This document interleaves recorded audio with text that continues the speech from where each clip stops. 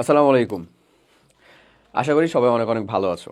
আহ, আমরা আজকে যে অংশ নিয়ে আলোচনা করব সেটা হচ্ছে ভাইয়া আমাদের সাস্টের কোশ্চেন ব্যাংক সলভিং। সাস্টের কোশ্চেন ব্যাংক সলভিংটা আলাদা করে কমপ্লিট করার একটা কারণই হচ্ছে যেন সাস্টের স্পেসিফিক কোশ্চেন প্যাটার্নটা আমরা ধরতে পারি। ইভেন তোমরা জানো যে 20 সালের পর থেকে মেইনলি যখন সাস্টটা আর কি গুচ্ছের ভিতরে চলে যায়, তখনও ফিজিক্স, কেমিস্ট্রি অথবা ম্যাথ বা যে কোনো একটা পোর্শনের কোশ্চেন কিন্তু সেপারেটলি সাস্ট থেকে করা হইতো। এবং এরকম একটা ধারণা প্রচলিতই ছিল যে সাস্ট থেকে যে অংশের কোশ্চেনটা করা হইতো সেইটা কোয়াইট একটু প্যাঁচানো হইতো বা একটু হার্ড হইতো, এরকম টাইপের একটা কথা। এছাড়াও যাবতীয় কোশ্চেন মডারেশনটাও সাস্টের মানে মডারেশনের ক্ষেত্রেও সাস্ট যুক্ত থাকতো এমন। সো এইবার যখন এই পরিবর্তিত সময়ের ভিতরে সাস্ট সেপারেট হয়ে গেছে, তখন আমরা সাস্টের প্রিভিয়াসলি যত সকল কোশ্চেন সাস্ট আর কি কমপ্লিট করাইতো সেই কোশ্চেনগুলো নিয়ে আলোচনা করা শুরু করছি। ঠিক আছে, সেই কোশ্চেনগুলোকে অ্যানালাইসিস করে আমরা ফুল মানে প্রত্যেকটা পেপারের উপর সেপারেটলি বা ডেডিকেটেড কিছু ক্লাস রেকর্ড করার চিন্তা করছি, যেটা আমাদের শুধুমাত্র সাস্টের মানে কোশ্চেনকে এবং কোশ্চেন ব্যাংকে ফলো করে। ঠিক আছে, সো আমাদের মানে সাস্টের এক্সাম আসতে বেশ কিছুটা এখনও লেট আছে, বাট যখন তুমি স্পেসিফিক একটা ইউনিভার্সিটির জন্য প্রিপারেশন নিতেছো, তখন তোমাদের একটু মাথায় রাখা উচিত যে আমাদের আসলে স্ট্যান্ডার্ডাইজেশন যে প্রিপারেশন, সেই প্রিপারেশনের সাথে সাথে একটু কাস্টমাইজ প্রিপারেশনও নিতে হয়। কাস্টমাইজ প্রিপারেশন মানে আমরা যেন স্পেসিফিক ওই ইউনিভার্সিটির কোশ্চেন প্যাটার্ন কেমন সেটা ধরতে পারি এবং সেখান থেকে কিছু কোশ্চেন উত্তর করতে পারি। এবং সেই তালিকায় রাখতে গেলে সাস্টের মতন একটা জায়গাতে এমন কিছু ধরনের কোশ্চেন হয়, হ্যাঁ এমন কিছু ধরনের কোশ্চেন হয় যেটা একটু মানে কেমন বলবো যে আমাদের গদ বাঁধা নিয়মের থেকে একটু ডিফারেন্ট। ইভেন তোমাকে হচ্ছে যে পরীক্ষার হলে যে মানে সারপ্রাইজ দেওয়ার জন্য এনাফ, এই টাইপের এমন কিছু। সো আমরা প্রিভিয়াস ইয়ারের কোশ্চেনগুলো অ্যানালাইসিস করলে আমরা এটার সাথে যেমন পরিচিতও হতে পারবো, আশা করা যায় এখান থেকে উত্তর করার মতন কিছুটা আমাদের ক্যাপাবিলিটিও ক্রিয়েট হবে। সো চলো আর কথাবার্তা না বাড়ি, আমরা ফার্স্ট পেপারের জন্য কেমিস্ট্রি ফার্স্ট পেপারের জন্য আমাদের সাস্টের যেই ধরনের কোশ্চিন আসছে সেই ধরনের কোশ্চিন প্যাটার্নগুলো নিয়ে আলোচনা করা শুরু করি। ঠিক আছে, এখানে আমাদের চ্যাপ্টার ওয়াইজ ভাগ করা আছে। সো হোপসো তুমি তোমার মানে প্রথমে আমরা শুরু করবো 2 নাম্বার চ্যাপ্টার, তারপরে 3, তারপরে 4, এরকমভাবে এগোবো। আশা করি তুমি তোমার জায়গাতে যেখানে যদি কোনো বেশি প্রবলেম থেকে থাকে তুমি ডিরেক্ট সেখানে যেতে পারো, অথবা যদি তুমি চাও যে আমরা ফুল কোশ্চিন ব্যাংকটা সলভ করাটা দেখবো, তাহলে তুমি হচ্ছে একেবারে আমার সাথে শুরু করতে পারো। ইভেন সাথে থাকো, ইনশাল্লাহ উপকার পাবা। সো চলো তাহলে আমরা কথা না বাড়িয়ে আমরা শুরু করি। ওকে, সো প্রথমে আমরা অধ্যায় 2 বা আমাদের যে গুণগত রসায়ন অধ্যায়টা, সেই অধ্যায়টা নিয়ে আলোচনা করা শুরু করবো এবং সেই অধ্যায়টা নিয়ে আসলে দেখবো। আম, দেখো ডিরেক্ট হচ্ছে আমাদের কোয়েশ্চেন। ইভেন তুমি জানো যে ফার্স্টের যখন কোয়েশ্চেন নিয়ে আমরা আলোচনা করতেছি, তখন অবভিয়াসলি আমাদের কাছে একটা ক্যালকুলেটর তারা একেবারে হেল্পিং হ্যান্ড হিসেবে দিয়ে দিবে। ইভেন খুব সত্য কথা কিন্তু ভাই একটা, যে হাতে একটা ক্যালকুলেটর থাকা মানে ইঞ্জিনিয়ারিং প্রিপারেশন না অ্যাসপিরেন্ট বা ইঞ্জিনিয়ারিং স্টুডেন্টদের কাছে সিম্পল বলতে গেলে যে তাদের জন্য একটা আসলে ভরসার জায়গা থাকা, তাই না? এই কথাটা আশা করি তুমিও মানো। সো যাই হোক, আসো দেখি আমরা প্রথমে বলতেছে আমাদের যে আয়নের ম্যাগনেটিক মোমেন্ট কত। এটা কিন্তু মানে সাস্টের কোশ্চিন এছাড়াও এটা আমাদেরকে পড়ানো হইতো, শর্ট সিলেবাসের ভেতরেও পড়ানো হয়। এই ম্যাগনেটিক মোমেন্ট মিউ নির্ণয় করার একটা উপায় আছে। মিউ ইজ ইকুয়ালস টু হচ্ছে আমাদের root over N into N plus two, এইরকম একটা ভ্যালু। ওকে, এটা তুমি মাথায় রাখবা। ম্যাগনেটিক মোমেন্ট কোনো একটা যদি আমরা আয়নের জন্য নির্ণয় করি, কোনো আয়নের ম্যাগনেটিক মোমেন্টের জন্য, কোনো আয়নের ম্যাগনেটিক মোমেন্ট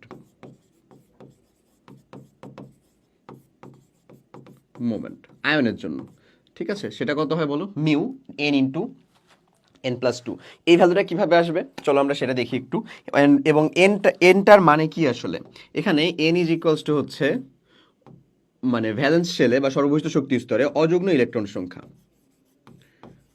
অযুগ্ম ইলেকট্রন সংখ্যা। সো আমরা যদি ফেরামকে এখানে এভাবে কমপ্লিট করি, ফেরামটা কত বলছে আমাদের? 3 আয়ন না ভাইয়া? ফেরাম Fe3+, মানে কত সেটা? 23 মানে যদি তুমি আর্গন নিয়ে নাও, মানে 18, 1s2 2s2 2p6 3s2 3p6, তারপরে থাকবে হচ্ছে ভাইয়া 3d5 এবং 4s0 2 কেন? সো ডিতে আমার অরবিটাল সংখ্যাও 5টা, এখানে ইলেকট্রন আছেও 5টা। তার মানে স্পেসিফিক্যালি আমরা বুঝতে পারতেছি যে এখানে আমার অযুগ্ম ইলেকট্রন আছেই কয়টা? 5টা। সো এই ভ্যালুটা কত আমাদের? এন এর ভ্যালুটা 5। এখন এই 5-এর ভ্যালুটা আমরা এখানে জাস্ট বসায় দিই, তাহলে আমি পাই হচ্ছে 5 ইন্টু 5 প্লাস 3 2, সরি 3 কেন, তার মানে এটা হচ্ছে 5 সাথে 35, রুট ওভার 35, রুট ওভার 36 হইলে এটা কত হয়ে যেত আমাদের? এক্স্যাক্টলি 6 হয়ে যেত। রুট ওভার 35 মানে হচ্ছে জাস্ট 10 টু 6, 6-এর থেকে একটু কম, মানে 5 পয়েন্ট সামথিং একটা ভ্যালু। সো এখানে আমাদের খুব রিলিভেন্ট একটা ভ্যালু সব থেকে ই, তাই না? আমাদের সঠিক উত্তরটা হচ্ছে ভাই ই। তোমার কাছে কিন্তু ক্যালকুলেটার আছে, তুমি চাইলে ক্যালকুলেটার দিয়ে উত্তর বের করে ফেলতে পারবা, নো ইস্যুস। আমি তোমাকে ডিরেক্টও দেখালাম। ক্লিয়ার? পারা যাবে না? এই সো এমন হচ্ছে আমাদের এখানকার উত্তরটা। হয়েছে না ভাইয়া? ওকে, পরের কোশ্চেন দেখো। এখানে কিন্তু কখনো তুমি আসলে এখানে মিউ ইন্টু মিউ প্লাস মানে এন ইন্টু এন প্লাস অনও দেখতে পারো। এই ফর্মুলাটা আমি আর একটু বলে দিই, এন ইন্টু এন প্লাস অনও দেখতে পারো। অনেক সলভের ভিতরে আবার এন ইন্টু এন প্লাস অনও দেওয়া। সো যেটাই করো না কেন, এটা করলেও তোমার রিলিভেন্ট উত্তর ওই 5.48 এর কাছাকাছি হবে, ঠিক আছে? বাট সঠিক বেশি সেটা হচ্ছে আসলে এইটা। ওকে, সো আমরা এটাকেই করবো। দেখছো, এটাই বললাম। তো আশা করি তুমি যখন থিওরি পড়ছো তখন এরকম ম্যাগনেটিক মোমেন্ট নির্ণয় করার ক্ষেত্রে বা বোর ম্যাগনেটক নির্ণয় করার ক্ষেত্রে কখনো আশা করি যে তোমাকে কখনো কমপ্লিট করানো হয় নাই সেকেন্ড চ্যাপ্টারটাতে, মানে আমাদের গুণগত রসায়ন অধ্যায়টাতে, তাই না? আচ্ছা, তো যাই হোক, চলো আমরা পরের কোয়েশ্চেনে যাই। এই কোয়েশ্চেনটা দেখো, একটা কনসেপচুয়াল কোয়েশ্চেন। বলতেছে কোন ইলেকট্রন বিন্যাসযুক্ত মৌলের পারমাণবিক ব্যাসার্ধ সবচেয়ে কম। আচ্ছা, সো আমরা জানি যে একটা মানে আমাদের যে আকার, পারমাণবিক আকারটা বা পারমাণবিক আকার বলতে যে ব্যাসার্ধের কথা বলতেছি, সেটা যদি আমরা একটা পর্যায়ের বাম থেকে ডানে যাই, একটা পর্যায়ে যদি বাম থেকে ডানে যাই তাহলে একরকম হয়, উপর থেকে নিচে আসি তাহলে একরকম হয়। বাম থেকে ডানে গেলে হচ্ছে আমাদের কি হয় ভাই বলো তো? কমে। উপর থেকে নিচে আসলে কি হয় বলো? বাড়ে। এমন কমে বাম থেকে ডানে, উপর থেকে নিচে আসলে কি হয়? বাড়ে। এমন ঘটনা ঘটে। সো ফার্স্ট অফ অল এখানে যেহেতু কোনো আয়নের আকারের কথা বলেনি, এটা কিন্তু আয়ন না, দেখো ডিরেক্ট হচ্ছে যে মৌলের কথা বলছে। সো মৌলের চিন্তা করতে গেলে যার গ্রুপ সংখ্যা নিচে সে তো বড় হবেই। সো তার সাথে আমার সম্পর্ক নাই প্রথমত। যেমন ধরো এই যে সর্বহিত শক্তি স্তর এখানে কত? 3, এখানে কত? 3, মানে এরা হবে না, এরা হবে না, এরা তো ছোট হইতে পারে না, এরা অবশ্যই এরা দুইজন মাস্ট বি বড়, ঠিক আছে? আচ্ছা, তার মানে এখানে দেখো সর্বোচ্চ হচ্ছে আমাদের 2, গুড 2, 2, এই যে 2, এই 2টা যদি দিকে তুমি লক্ষ্য করো তাহলে 1:2:2 2p2, 2p2 ইলেকট্রন সংখ্যা কয়টা আমাদের? এটা হচ্ছে কার্বনের মানে 6টা টোটালে ইলেকট্রন সংখ্যা। তারপরে 7 আছে কোথায়, মানে নাইট্রোজেন কোথায়? এই যে ইতে, ই নাম্বার অপশনে আছে হচ্ছে এরকম। আর বিতে আছে দেখো ভাইয়া 1:2:2 2p4 8। তাহলে একই পর্যায়ের বাম থেকে ডানে যাচ্ছে, তাহলে ডানে গেলে আকারটা ছোট হবে এবং সব থেকে কম যেটা চাইছে সেটা অবশ্যই, তাহলে আমরা বুঝতেই পারতেছি যে সব থেকে ডানে যেটা সেই মৌলটা, লাইক এটা হচ্ছে এই যে এইটা। সব থেকে ডানে কোনটা? এই যে এইটা 2p4 মানে অক্সিজেন। এটাই হচ্ছে আমাদের রাইট অ্যান্সার। সো সঠিক উত্তরটা আরামসে আমরা এমনি বের করতে পারবো। বুঝা গেছে না? এই ক্লিয়ার? ওকে, আচ্ছা পরের কোশ্চেনে যাই। কোশ্চেনটাতে আমাদের দেখো ভালো করে, এটা একটা বর্ণালী related math but still important. দেখো কি বলতেছে, লিথিয়াম আয়ন Li2+, এই লিথিয়াম আয়নের চতুর্থ স্তর থেকে দ্বিতীয় শক্তি স্তরে একটা ইলেকট্রন ধাপান্তরিত হলে বিকিরিত তরঙ্গ দৈর্ঘ্য কত মিটার? এমন এখানে আর এইচ এর ভ্যালু এভাবে মিটার ইনভার্সে দেওয়া। আমরা চাইলে মিটার ইনভার্স বা সেন্টিমিটার ইনভার্স যে কোনোটা তুমি এটা নিয়েও করতে পারো। এছাড়াও তুমি যদি যে ভ্যালুটা জানো যে nu bar is equals to 1/λ is equals to R H Rydberg constant 1/n1 square minus 1/n2 square, এমন না? সো আমরা এই ভ্যালুটা এরকম লিখতে পারি না ভাই, যদি সেন্টিমিটারে লিখে 109,678, তারপরে এই ক্যালকুলেশন যদি করে দাও তাহলে কোথায় আসলো? সে দ্বিতীয় শক্তি স্তরে আসছে 2 স্কোয়ার মাইনাস 1/4 স্কোয়ার। এমন এতটুকু ক্যালকুলেশন করে যদি তুমি চিন্তা করো যে উত্তরটা হয়ে যাবে, তাহলে একটু ভুল চিন্তা ভাবনায় আসো। কারণ এখানে আরেকটা ভ্যালু আছে, সেই ভ্যালুটাও হোপসো তোমরা জানো, যে এখানে যদি আমাদের পারমাণবিক সংখ্যা যদি হাইড্রোজেন না হয় অন্য কিছু হয়ে যায় তাহলে একটা জেড স্কোয়ার গুণ হয়ে যায়। জেডটা কি? পারমাণবিক সংখ্যা। সো এই পারমাণবিক সংখ্যাটা কই থেকে পাবো? লিথিয়ামের পারমাণবিক সংখ্যা কয়টা? এটা হাইড্রোজেনের মতন কাজ করতেছে, কজ এখানে ইলেকট্রন সংখ্যা মাত্র একটাই আছে, যেহেতু এই দুইটা ইলেকট্রন ত্যাগ করে দিছে। বাট তার পারমাণবিক সংখ্যা কিন্তু হাইড্রোজেনের মতন এক না, সেটা কত? 3। দ্যাটস ওয়াই আমাদের এখানে জেড স্কোয়ার করতে হবে, মানে এখানে আমার একটা এক্সট্রা 3 স্কোয়ার গুণ করতে হবে। কি করছি? লিথিয়ামের পারমাণবিক সংখ্যাটাকে গুণ করে দিছি। এখন এই ভ্যালুটা তুমি ক্যালকুলেশন করো। আমি তোমাকে জাস্ট ক্যালকুলেশনটার একটা সিম্পল ওয়ে দেখাই দিই। ধরো আমরা এখানে ক্যালকুলেটারে কি লিখবো? 109,678 ফার্স্ট লিখলা, এরপরে ব্র্যাকেট দিলা একটা, গুণার দেওয়ার প্রয়োজন নাই। এটা কত আছে আমাদের? 4 না, মানে আলটিমেটলি এই ভ্যালুটা 4, এটা কত? 16। সো আমি এটা করবো যেটা 4 ইনভার্স, মানে আমি ক্যালকুলেটার দিয়ে ডিরেক্ট 4 ইনভার্স মাইনাস হচ্ছে আমাদের কত ভাই? 16 ইনভার্স। দেখছো এই পার্ট 2 করে ফেললাম, ইনটু আবার কত? 9। এই ভ্যালুটা, যে ভ্যালুটা আসছে এটা তো ইনভার্স, এখানে তো আমরা 1/λ করতেছিলাম, তো আমাদের ল্যামডা করলে যে ভ্যালুটা আসবে সেটাকে ইনভার্স করে দিতে হবে না? সো আমি আবার করবো হচ্ছে অ্যান্সার ইনভার্স। সো আমাদের ভ্যালুটা চলে আসছে 5.4 ইন্টু 10⁻⁻6 -6 যেটা, সেটা সেন্টিমিটারে, কজ আমি 109,678 সেন্টিমিটার নিয়েছিলাম। তুমি মিটার ইনভার্সে চাইলে যে এটাকে ডিরেক্ট বসাতে পারো। সো এটা সমান আবার আমরা লিখতে পারি, এটাকে যদি 100 দ্বারা ভাগ করি মানে 10⁻⁸ হয়ে যাবে। 5.4 ইন্টু 10⁻⁸ মিটার, এত। সো আমাদের সঠিক উত্তর আসবে হচ্ছে এইটা। দেখো তো আমাদের রিলেভেন্ট কোনো উত্তর আছে? 5.4 ইন্টু 10⁻⁸, এই যে সি নাম্বার, এটা হচ্ছে আমাদের রাইট অ্যান্সার। ক্লিয়ার না? সহজ না ভাইয়া? সিম্পল। আচ্ছা আসো দেখি পরেরটাতে যাই। নেক্সট কোয়েশ্চেনটা আমাদের দেখো কেমন বলে, যে হাইড্রোজেন পরমাণুর ইলেকট্রন দ্বিতীয় শক্তি স্তর থেকে প্রথম শক্তি স্তরে আসলে কত তরঙ্গ দৈর্ঘ্যের আলোক রশ্মি বিকিরণ করবে, এবং সেটা আমাদের অ্যাংস্ট্রমে, প্রত্যেকটাই আছে হচ্ছে অ্যাংস্ট্রম এবং ন্যানোমিটার এটা দিয়ে। চলো উত্তরটা যদি আমরা করে ফেলি, আমাদের চেয়েছে কি কত তরঙ্গ দৈর্ঘ্যের রশ্মি বিকিরণ করবে। হ্যাঁ, মানে হচ্ছে যে আমাদের ওই ল্যামডার ভ্যালু বের করতে হবে। So new bar is equals two আমরা বলবো হচ্ছে 1/λ, হুইচ মিনস RH 1/n1 তার স্কোয়ার মাইনাস 1/n2 তার স্কোয়ার। এই তো হচ্ছে টোটাল ক্যালকুলেশন। সো RH এর ভ্যালু যদি বসাও 109,678 সেন্টিমিটার ইনভার্স দ্বিতীয় শক্তি স্তর থেকে প্রথম শক্তি স্তর, মানে এখানে 1 আর মাইনাস হচ্ছে 1/4।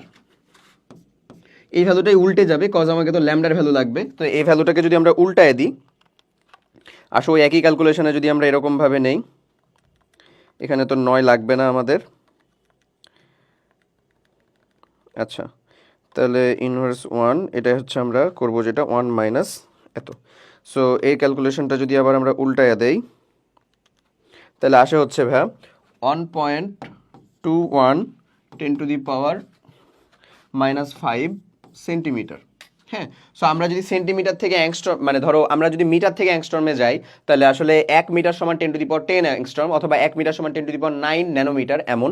সো আমরা যদি এটাকে 10⁻9 দ্বারা মাল্টিপ্লাই, মানে এটা তো সেন্টিমিটার ভাই, এটা মিটার না। হ্যাঁ, এটা সেন্টিমিটার করলে, মানে মিটার করলে কত হয়ে যেত আমাদের 1.21 ইন্টু 10⁻⁻7 মিটার এমন হইতো। এটাকে যদি আমরা অ্যাংস্ট্রমে নিয়ে যাই, মানে 10⁻10 দ্বারা গুণ, তাহলে আমাদের কত হয়ে যাবে 1210 অ্যাংস্ট্রম, এরকম না? বা এর পরের যেটা ভ্যালু ছিল সেরকম। তাহলে 1215 অ্যাংস্ট্রম হয়। সেখানে আমাদের 1215 অ্যাংস্ট্রম মানে 1215 ন্যানোমিটার অবশ্যই না।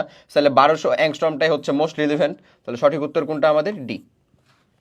বুঝছো, 1210 বা 1200 এটাই হচ্ছে আমাদের মোস্ট রিলিভেন্ট উত্তর। তার মানে সঠিক উত্তর হচ্ছে কোনটা? ডি নাম্বারটা। শেষ না? এই সো এককগুলা ট্রানজেকশন করতে পারাটাতে তুমি যতটা বেশি পারদর্শী বা পটু হবা, হোপসো ইঞ্জিনিয়ারিং প্রিপারেশন না মানুষজন অবশ্যই আমরা ভালো মতন এটা শিখে রাখবো, তাই না? এগুলো তো আমরা জানি না ভাই, বলো। এক অ্যাংস্ট্রম সমান আসলে কত? 10⁻10, হ্যাঁ 10⁻10 মিটার। আর 1 ন্যানোমিটার সমান হচ্ছে আমাদের 10⁻9 মিটার। এই হচ্ছে এদের ভ্যালুস। আচ্ছা, আসো দেখি আমরা পরের কোশ্চেনে যাই। এখানে বলতেছে যে একটা মৌলের শেষের 3টা অরবিটালের ইলেকট্রনিক বিন্যাস হচ্ছে এমন দেওয়া। ওকে, সো আমরা যদি ইলেকট্রন বিন্যাসটা আসলে কমপ্লিট করতে চাই, শেষের 3টা ইলেকট্রন বিন্যাস দেখো, এটা বোঝাই যাচ্ছে ডি অরবিটালের একটা মৌল। এখন বলতেছে মৌলটির পারমাণবিক সংখ্যা কত, এই মৌলটার পারমাণবিক সংখ্যা কত হবে। সো এই মৌলটার পারমাণবিক সংখ্যা, ডি অরবিটালের একটা মৌল, অবভিয়াসলি আমরা জানি যে আমাদের ডি অরবিটাল যখন শুরুও হয় তখন 1s2 2s2 2p6 3s2 3p6, 3p6 এর পরে তারপরে 3ডির ভিতরে ইলেকট্রন যাবে 4s2 তে যাওয়ার পরে, ব্যাপারটা এরকম। তার মানে অতটুকু গেছে, এটা যেহেতু ডি অরবিটালের এবং 4 মানে 4 নাম্বার পর্যায়ের মৌল, তার মানে এটা আমরা বুঝতেই পারতেছি এখানে 4p6 পর্যন্তও গেছে। 4p6 মানে হচ্ছে আমাদের আমাদের যে আর্গনের পরে ক্রিপ্টন আছে না, এই ক্রিপ্টনের পারমাণবিক সংখ্যা সেটা কত হয়? আমরা তো জানি এই যে আমাদের হিলিয়াম, তারপরে হচ্ছে নিয়ন, তারপরে হচ্ছে আর্গন, তারপরে হচ্ছে ক্রিপ্টন, তারপরে জেনন না এমন। সেটা আমাদের 2, এটা কত হয় বলো? 10, এটা হয় হচ্ছে আমাদের 18, হ্যাঁ 18, এটা হয় হচ্ছে আমাদের 36। সো এই যে 4p6 পর্যন্ত আসলে 36, এটাই বোঝাচ্ছে 4s2 4p6 মানে 36। তারপরে 5s2 তে যাওয়ার কথা ইলেকট্রন, বাট 5s2 না, যে 4p1 হলো, নো প্রবলেম। তাহলে 36-এর পরে আমাদের ইলেকট্রন আসলে থাকলো কয়টা? 5টা না আলটিমেটলি? তাহলে 36 + 5 মানে আমাদের কত আলটিমেটলি? 41 হচ্ছে তার পারমাণবিক সংখ্যা। কত? 41। সো 41 ভ্যালুটা কোথায় আছে আমাদের? সিতে। সঠিক উত্তর হচ্ছে সি। বুঝা গেছে কি জিনিসটা? এই ক্লিয়ার না? ওকে, এখন চলে আসো তাহলে আমরা পরেরটাতে যাই। এখানে বলতেছে যে আমাদের কোয়ান্টাম সংখ্যার কোনটা সম্ভব নয়।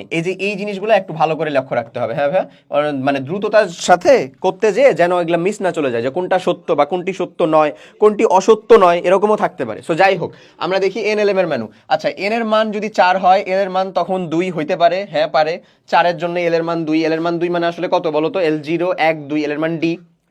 এম এর মান কি আমার -3 হইতে পারে 2 এর জন্য? অবশ্যই না, জিন্দেগিতে না।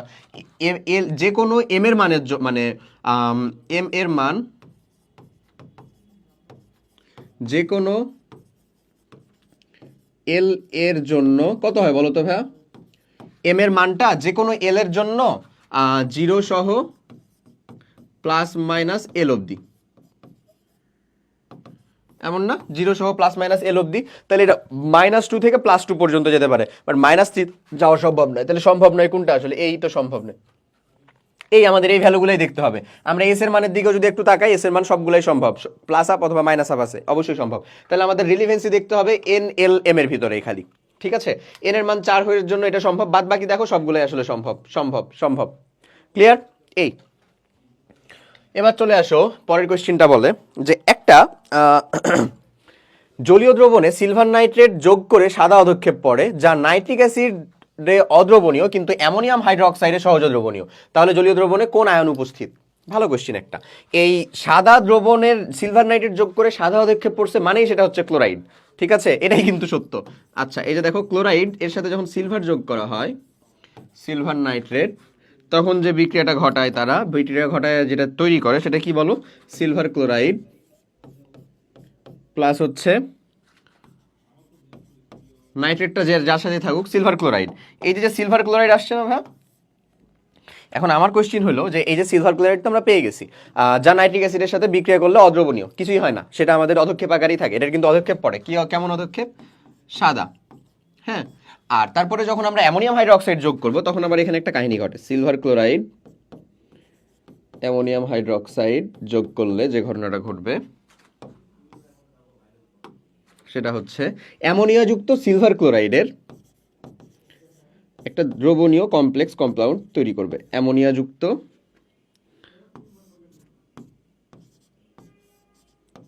সিলভার ক্লোরাইডের একটা, এটা কি এমন হয়ে গেল আমাদের বলো? এটা হচ্ছে অ্যামোনিয়াযুক্ত সিলভার ক্লোরাইডের একটা কমপ্লেক্স ফর্ম,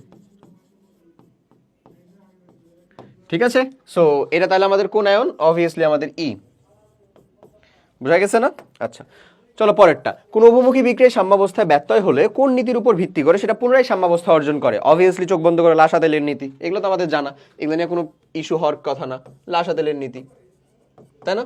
এমন এখানে কিন্তু তুমি দেখতে পাবা যে আমাদের কোনটা কোন সালের আসা কোশ্চেন, ঠিক আছে?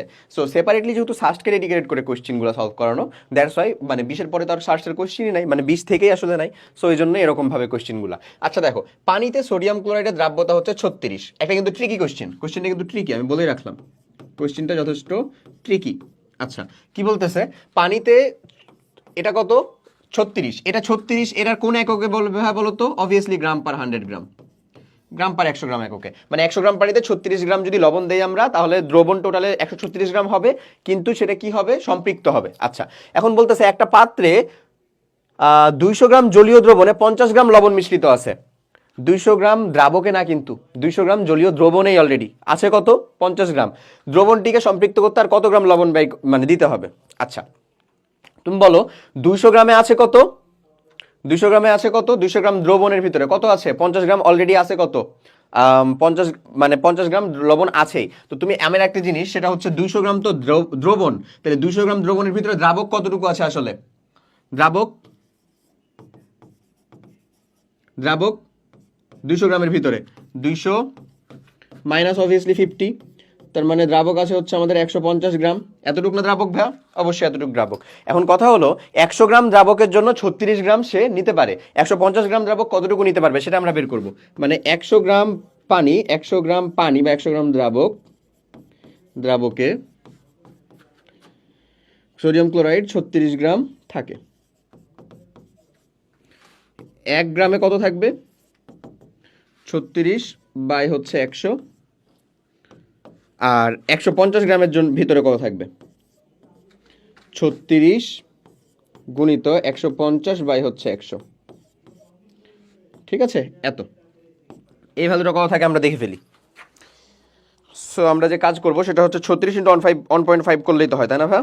মানে হচ্ছে 54 গ্রাম। 54 গ্রাম 54 গ্রাম থাকবে, এটা আমরা বের করে ফেললাম। তো তুমি বলো যে 54 গ্রাম যে থাকবে, অলরেডি আছে কত? অলরেডি আছেই তো হচ্ছে আমাদের 50 গ্রাম লবণ। 50 গ্রাম লবণ আছেই না উপস্থিত, তার ভিতরে মানে 54 গ্রাম থাকলে সেটা সম্পৃক্ত হয়ে যেত। তো আছেই কত আমাদের? আছেই কত? আছেই কিন্তু আমাদের মানে 50 গ্রাম, তার মানে আর 4 গ্রাম যোগ করলে সেটা কি হয়ে যাবে, সম্পৃক্ত হয়ে যাবে 4 গ্রাম। আমি তোমাকে এখানে একটা ভুল করার কথা বলে দিই, তুমি আসলে কোন ভুলটা করতে পারো। তুমি এটাকে দ্রাবক ভেবে 200 গ্রামকে দ্রাবক ভেবে তুমি যেটা করতে পারো সেটা হচ্ছে, ভাইয়া এখানে তো হচ্ছে আমাদের 100 গ্রামে 36 লাগে, তাহলে 200 গ্রামের জন্য কত লাগবে, 72 লাগবে, 50 আছে, তার মানে আর 22 দিব। দেখো ডগ ডগ করে একটা 22 উত্তর অপেক্ষা করতেছে তোমার জন্য। জাস্ট এই কাজটাই করে মেইনলি। তুমি যে পসিবল ভুলটা করতে পারো, ও পসিবল ভুলটা চিন্তা করে সেটার একটা অপশন জুড়ে দেয়, বুঝছো, যেন তুমি ওই পথে এগোলে সুন্দর করে ওটা দাগিয়ে দাও, বাট ওটা কিন্তু আসলে রিয়েল উত্তর না, ঠিক আছে। কারণ এইটা একটু বুঝতে হবে যে দিস ইজ দ্রবণ, এটা আমার সলিউশন, নট এটা আমার সরি সলভেন্ট, সলভেন্ট না, এটা এটা কি আমাদের সলিউশন। সো সলিউশনের ভিতরে 50 গ্রাম লবণ মিশ্রিত আছে, তো ওখানে আমাদের দ্রাবক তাহলে কতটুকু, 100 গ্রাম, 150 গ্রাম, সেটা বুঝতে হবে, ওটাই আমরা বের করছি প্রথমে। ক্লিয়ার না ভাইয়া? এমন এই একটু জিনিসগুলো ধরতে পারতে হয়, তাহলে আশা করি যে শাস্ত্রের কোশ্চিনে আমাদের আটকানোর আর কিছু নাই। চলো পরের কোশ্চিনের দিকে যাই। দেখো একটা এবি যৌগের আণবিক ভর দেওয়া আছে, দ্রবণের দ্রাব্যতার গুণাঙ্কের ভ্যালুও দেওয়া আছে। এবি টাইপের যৌগের জন্য দ্রাব্যতার গুণাঙ্কের আদর্শ মান কত হবে বলো তো ভাইয়া, এসি স্কোয়ার, তাই না? এর ভ্যালুটা দ্রাব্যতার গুণাঙ্ক কেএসপির মান তো এটাই, এসি স্কোয়ার সমান আমরা কত বলতে পারি, 4.0 ইন্টু 10⁻⁻10, এমন বলবো না? আচ্ছা, তাহলে আমাদের এস এর ভ্যালুটা কত আসলে, S is equals two 4.0 into 10⁻⁻10। এই ক্যালকুলেশন যদি আমাকে উইদাউট ক্যালকুলেটর করতে বলে, এটা কি কঠিন? কঠিন কিচ্ছু না। এটা কত হয়ে যাবে, 2 হয়ে যাবে। আবার এখানে কত করলে 2 ইন্টু 10⁻⁵ হয়ে যাবে মোল পার লিটার। কোশ্চেনটা হয়ে যায় এরকম, 2 ইন্টু 10⁻⁵ মোল পার লিটার। এখন এটা তো মোল পার লিটার আছে, আমাকে যখন এই এককগুলো বের করতে বলছে সেটা আসলে গ্রাম পার লিটার ইউনিটে। কোন ইউনিটে বলো ভাইয়া? গ্রাম পার লিটার ইউনিটে। সো আমরা যদি এটা এখন গ্রাম পার লিটার ইউনিটে বের করতে চাই, তাহলে যোগ্যরা যে দ্রাব্যতা গ্রাম পার লিটার ইউনিটে, এই জন্যই কিন্তু আণবিক ভর দেওয়া। সো আমরা এটাকে জাস্ট এটা দিয়ে গুণ করে দিব, তাই না? 2 ইন্টু 10⁻⁵ ইন্টু যদি 140 করি, তাহলে সেটা চলে আসে গ্রাম পার লিটার ইউনিটে। গ্রাম পার লিটারই তো ভ্যালু। আচ্ছা, সো এই ভ্যালুটা কত আসে? আচ্ছা, এটা করলে তো 280, তাহলে 280 যদি আমরা করি, 280, আচ্ছা লিখো আগে, ইন্টু 10⁻⁵, তাহলে যদি তুমি এখান থেকে দুইটা জিরো করে নাও, তাহলে 2.8 ইন্টু 10⁻³ গ্রাম পার লিটার, এমন বলা যায় না? আশা করি এমন বলা যায় এবং তোমরা একমত হবা। 2.8 ইন্টু 10⁻³ গ্রাম পার লিটার, এখানে 2.8 ইন্টু 10⁻³ গ্রাম পার লিটার, কোথাও ইউনিট উত্তর নাই। আমরা দেখি আমরা ক্যালকুলেশনে ভুল করলাম নাকি। 280 ইন্টু 10⁻⁵, 2.8 ইন্টু 10⁻³ আমরা সঠিক করেছি এবং কোথাও এখানে সঠিক উত্তরটা নাই। হ্যাঁ, একটা নো কারেক্ট অ্যান্সার। তাহলে এটা হচ্ছে নো কারেক্ট অ্যান্সার, মানে এটা আমরা ব্ল্যাঙ্কই রাখবো, ঠিক আছে? এটা কিন্তু আমাদের রিলিভেন্ট উত্তর না, রিলিভেন্ট উত্তর না, ইভেন এটাও না। সো বি কেয়ারফুল, ওকে? আচ্ছা, ঠিক আছে না? ওকে, আসো এরপরে পরের ক্যালকুলেশনের দিকে আমরা যাই। নেক্সট ক্যালকুলেশনটাতে নেক্সটটা বলতেছি কি, একটা প্লাটিনাম তারের ঘন হাইড্রোক্লোরিক অ্যাসিডে ভিজিয়ে পরীক্ষণীয় লবণের ভিতরে একটি দানা তাতে লাগিয়ে বুনসেন তাপের জারণ শিখার বর্ণ খালি চোখে ইটের মতো লাল দেখায়। ইটের মতো লাল কাকে দেখায়? ক্যালসিয়ামকে। ক্যালসিয়াম 2+, এটা কেমন হয় বলো? ইটের মতো লাল।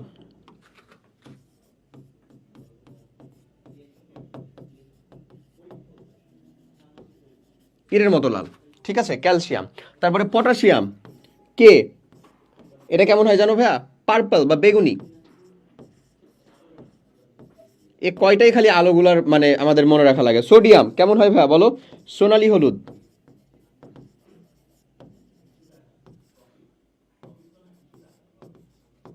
এই এ কয়টা আমাদেরকে ভালো করে জানতে হয়, ঠিক আছে? বেরিয়াম, সেটা জানলেও পারো তুমি, অ্যাপেল গ্রিন। আচ্ছা, তো এমন, তাহলে আমাদের সঠিক উত্তর কোনটা? ক্যালসিয়াম, ইটের মতো লাল। ও ব্লু গাছ দিয়ে দেখলে তার সবুজ বর্ণ দেখায়। এই দ্বীপ শিখাটির কোন মৌলের বৈশিষ্ট্য? এটা কার? ক্যালসিয়ামের। বাস শেষ। নেক্সটটাতে আসো দেখি, ক্রোমাটোগ্রাফি কি? ক্রোমাটোগ্রাফি হচ্ছে একটা সেপারেশন টেকনিক, যে সেপারেশন টেকনিকের মাধ্যমে মলিকুলার মিশ্রণ থেকে বা আণবিক মিশ্রণ থেকে দুইটি আণবিক যৌগকে আলাদা করা হয়। মানে আণবিক পর্যায়ের একটা মিশ্রণ থেকে দুইটাকে আলাদা করা হয়, ঠিক আছে? এই আণবিক পর্যায়ের মিশ্রণটা তুমি চিন্তা করতে পারো, ভাই এটা আবার কোন টাইপের মিশ্রণ? এমন মানে ধরে নাও তোমার কাছে দুইটা কালার আছে, সেই কালার দুইটাকে মিক্স করা আছে, যে দুইটাকে কেমনে তুমি সেপারেট করবা? Quite hard. এই যে এই টেকনিকগুলো দিয়ে সহজেই করা যায়। এই টেকনিকটা কেমন? এই টেকনিকটা হচ্ছে আমাদের ক্রোমাটোগ্রাফি টেকনিক, সেটা দিয়ে আমরা করতে পারি। সো ক্রোমাটোগ্রাফি টেকনিক দিয়ে আসলে এটা কি আসলে বলো? পৃথকীকরণ পদ্ধতি। মানে আমাদের সঠিক উত্তর হচ্ছে বি, পৃথকীকরণ পদ্ধতি। ক্লিয়ার কথাটা? ওকে, ঠিক আছে, তো এই ছিল আমাদের ধরো 2 নাম্বার চ্যাপ্টারের অ্যাবাউট টু মানে প্রায় আমাদের 10 ইয়ার্সের ভিতরে যেরকম কোয়েশ্চেনগুলো আসছে সেই কোয়েশ্চেনগুলোকে নিয়ে আসার চেষ্টা করা হয়েছে। ঠিক আছে, এতগুলা কোয়েশ্চেনের ভিতর থেকে এরপরে চলো আমরা হচ্ছে 3 নাম্বার অধ্যায়টা শুরু করব। সেটা আমাদের কি, মৌলের পর্যায়বৃত্ত ধর্ম এবং রাসায়নিক বন্ধন, যে চ্যাপ্টারটাও কিন্তু কোয়াইট ইম্পর্টেন্ট এবং একটা থিওরিটিক্যাল চ্যাপ্টার, যে থিওরিটিক্যাল চ্যাপ্টারের ভিতরে বুঝে করলেই সঠিক উত্তরটা খুব দ্রুত করা যায়, টাইমও সেভ করা যায়, কারণ এখানে ম্যাথমেটিক্সের পরিমাণটা কিছুটা হলেও কি থাকবে, আমার কম থাকবে। সো এটা হেল্পফুল হয় আমাদের মার্ক ক্যারি করতে, টাইম বাঁচায় মার্ক ক্যারি করতে। ঠিক আছে, আচ্ছা দেখো এখানে কি বলে।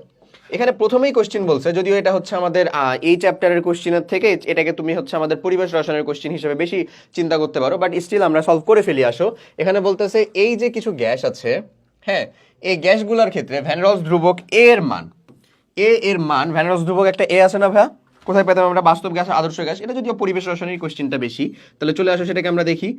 এই আমরা এরকম একটা ভ্যালু দেখেছি না, পি প্লাস ভ্যান রলসের, যেটা ভ্যান রলসের বাস্তব গ্যাসের সমীকরণ, N square by V square into A into V minus N B is equals to হচ্ছে আমাদের এনআরটি, এমন। সো এই টাইপের একটা কোশ্চেনের কথা যদি আমরা চিন্তা করি, এই টাইপের একটা কোশ্চেন, এইখানে এর যে মানটা এটা আমাকে দেওয়া আছে এত এত এত এত এত। আচ্ছা, বলে কোন গ্যাসটিকে সহজে তরলীকরণ করা যাবে। মাথায় রাখবা, সহজে তরলীকরণ করা যায় যার এর মান বেশি,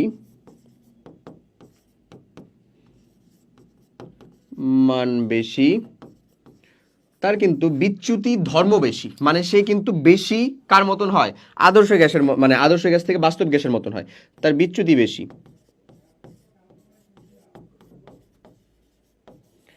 যার এর মান বেশি তার কি বেশি বলো ভাইয়া, বিচ্যুতি বেশি। বিচ্যুতি বেশি মানে তার বাস্তব গ্যাসের ধর্ম বেশি। বাস্তব গ্যাসের ধর্ম বেশি মানে বাস্তব গ্যাসের কিন্তু ধর্মই হচ্ছে আদর্শ গ্যাসের একটু উল্টা থাকে। আদর্শ গ্যাসের যেমন অনুপরমাণুর আয়নের, মানে অনুপরমাণুর ভিতরে আকর্ষণ বল থাকা যাবে না, বাস্তব গ্যাসে কিন্তু অনুপরমাণুর ভিতরে আকর্ষণ বল থাকে।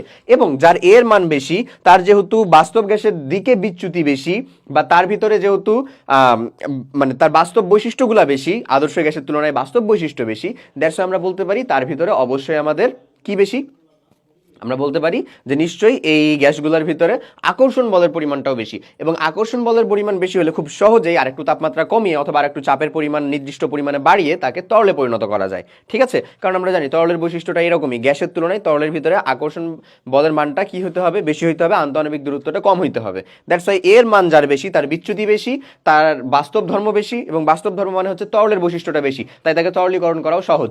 সো এর মান এখানে সব থেকে বেশি কর 4.17, যার ভ্যালুটা কার, অ্যামোনিয়ার। সো আমাদের চোখ বন্ধ করে উত্তরটা হচ্ছে অ্যামোনিয়া। ক্লিয়ার? আচ্ছা, এখানে আরেকটা ট্রিক শিখাবো, সেটা হচ্ছে ধরে নাও এই 4টা গ্যাস দেওয়া আছে, এই 4টা গ্যাসে যার এর মান বেশি তারই কিন্তু বিচ্যুতির পরিমাণ বেশি।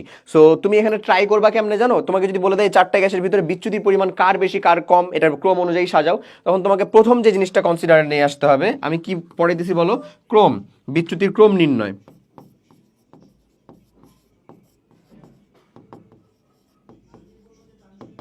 বিচ্যুতির ক্রম নির্ণয়, বিচ্যুতির ক্রম নির্ণয়ের জন্য প্রথম যে কাজটা সেটা হচ্ছে হাইড্রোজেন বন্ধন যার আছে তার পোলারায়ন বেশি।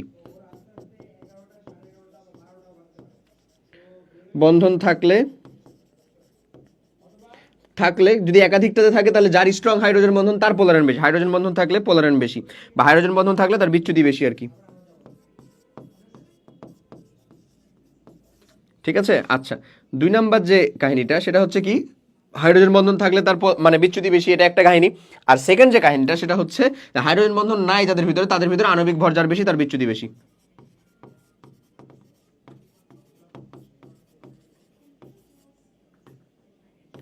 বিচ্যুতি বেশি, আণবিক ভর বেশি তার বিচ্যুতি বেশি। সো সঠিক উত্তরটা এখানে কোনটা আছে দেখো, তাহলে এগুলোর ভিতরে হাইড্রোজেন বন্ধন থাকার একমাত্র সুযোগ হচ্ছে কার ভিতরে, অ্যামোনিয়া গ্যাসের ভিতরে। কেন? কারণ অ্যামোনিয়া গ্যাসের ভিতরে থাকার একমাত্র কারণ হচ্ছে অ্যামোনিয়াটা নাইট্রোজেন, মানে হাইড্রোজেন বন্ধন তো আমরা জানি যে হাইড্রোজেন কার কার সাথে গঠিত করতে পারে, অক্সিজেন, নাইট্রোজেন, ফ্লোরিন, এই তিনটার সাথে তো হাইড্রোজেন তার তীব্র তড়িৎ-ঋণাত্মকতার পার্থক্যের জন্য কি করতে পারে, হাইড্রোজেন বন্ধন তৈরি করতে পারে না। এই তিনটার জন্য এই তিনটার জন্য হাইড্রোজেন বন্ধন তাহলে নাইট্রোজেনের সাথে যেহেতু করতে পারে, তার মানে নাইট্রোজেন গ্যাস মানে অ্যামোনিয়া গ্যাসের ভিতরে হাইড্রোজেন বন্ধন থাকার পসিবিলিটি আছে। সো সব থেকে বেশি বিচ্যুতি কার, অ্যামোনিয়ার। তারপরে দেখো এদের ভিতরে তার নাই, হাইড্রোজেন বন্ধন কি আছে, নাই, তাহলে আমাদের তারপরে চলে যাবে হচ্ছে কি হিসাবে, তারপরে চলে যাবে হচ্ছে আমাদের আণবিক ভরের হিসাবে। সো আণবিক ভরের দিক থেকে সব থেকে বেশি কে এখানে, নাইট্রোজেন যেটা সেটা হচ্ছে আমাদের 28, অক্সিজেন যেটা সেটা হচ্ছে আমাদের 32, মিথেন যেটা সেটা হচ্ছে আমাদের কি, এরকমভাবে তার বিচ্যুতিটা চলে আসবে। ঠিক আছে, আণবিক ভর যার বেশি সেই ক্রম অনুযায়ী সাজাবা, সেটা তাদের বিচ্যুতির ক্রম চলে আসবে। ক্লিয়ার? ওকে, আসো আমরা দেখি। এখন পরের কোয়েশ্চেন বলতেছে কোনটি সর্বাধিক স্থিতিশীল কার্বোক্যাটায়ন। দেখো ভাইয়া, স্থিতিশীল কার্বোক্যাটায়ন নির্ণয় করার জিনিসটা আসলে হচ্ছে আমাদের দ্বিতীয় নাম্বার চ্যাপ্টারের দ্বিতীয় পেপারের দ্বিতীয় নাম্বার চ্যাপ্টার অর্থাৎ জৈব রসায়নের ভিতরে, বাট ব্যাপার না, আমরা এখানে সলভ করে ফেলি এটা। দেখো বুঝো, স্থিতিশীল কার্বোক্যাটায়ন যদি আমাদেরকে চিন্তা করতে হয়, কার্বোক্যাটায়ন মানে কি, এই ভ্যালুটা কার্বনের উপরে চার্জ, এন্ড কার্বনের উপরে চার্জ মানে হচ্ছে ল্যাক অফ ইলেকট্রন, এবং হাইড্রোজেন হচ্ছে একটা ইলেকট্রন দানকারী গ্রুপ। তাহলে বলো, এটা যদি নো ডিগ্রি মানে 0 ডিগ্রি কার্বোক্যাটায়ন হয়, তাহলে 1 ডিগ্রি কার্বোক্যাটায়ন কাকে বলবো আমরা? হাইড্রোজেন। এখানে যদি একটা আর থাকে সেটা হচ্ছে আমাদের 1 ডিগ্রি কার্বোক্যাটায়ন। যদি তিনটাই আর থাকে তাহলে কিন্তু সেটা আমাদের 3 ডিগ্রি কার্বোক্যাটায়ন। 3 degree carbocation. বলো তো, একটা 3 ডিগ্রি কার্বোক্যাটায়নে ইলেকট্রন দানকারী গ্রুপ কয়টা আছে? 9টা। 9টা না? 9টা আছে। এখানে দেখো মাত্র 3টা আছে। এখানে দেখো মাত্র কয়টা মানে দিতে পারবে? 5টা হাইড্রোজেন আছে যে ইলেকট্রন দিতে পারবে। এখানে দেখো কয়টা আছে? 9টা আছে না? কারণ কি? কারণ একটা আর এর ভিতরে তো মিনিমাম একটা মিথাইল গ্রুপ আছে। তাহলে এখানে কয়টা আসলে? 9টা হাইড্রোজেন। এখানে কয়টা হাইড্রোজেন আছে বলো? 5টা হাইড্রোজেন। এখানে কয়টা হাইড্রোজেন আছে ভাইয়া? 3টা হাইড্রোজেন মাত্র। বুঝতেছো? বুঝতেছো আমার কথা? এমন, ঠিক আছে না?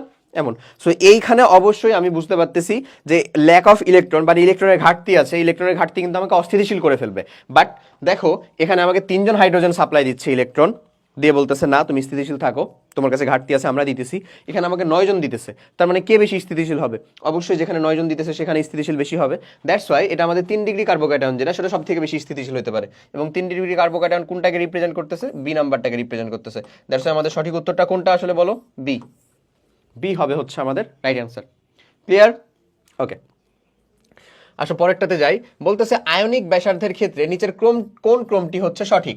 আয়নিক ব্যাসার্ধের ক্ষেত্রে কোন ক্রমটা নিচের সঠিক হবে? আচ্ছা, তো এখানে দেখো যেই কয়জনকে নিয়ে আলোচনা করছে আমি ওগুলাকে আর কি সেপারেটলি লিখি।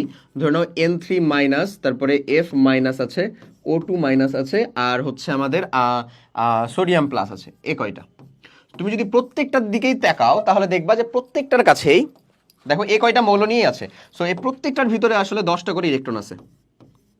10টা করে ইলেকট্রন আছে। ইলেকট্রন আছে না? এবং প্রোটন সংখ্যাগুলো ভিন্ন ভিন্নভাবে আছে। ভিন্ন ভিন্নভাবে আছে। এন্ড আমি তোমাকে জাস্ট একটা থিওরি শিখিয়ে দিই, তারপরে তুমি নিজেই পারবা এটা। ধরে নাও আমার কাছে আছে সোডিয়াম এবং সোডিয়াম প্লাস। আমার কাছে আছে ধরে নাও ক্লোরিন এবং ক্লোরাইড মাইনাস। বলো তো এই ঘটনাটা কি এরকম ঘটে না যে এখানে আমাদের এই বড়, এখানে আমাদের এই বড়, যেখানে ডমিনেটিং ফ্যাক্টর যে সেটা অনুযায়ী ছোট বড় হয়। যেমন এই যে ভ্যালুটুকু আছে, এই ভ্যালুটুকুর ভিতরে ডমিনেটিং যে ফ্যাক্টরটা সেটা হচ্ছে আসলে কে বলতো? প্রোটন। কেন? কারণ সোডিয়ামের ভিতরে 11টা প্রোটন আছে, 11টা ইলেকট্রন আছে। বাট এখানে দেখো, এখানে কি আছে?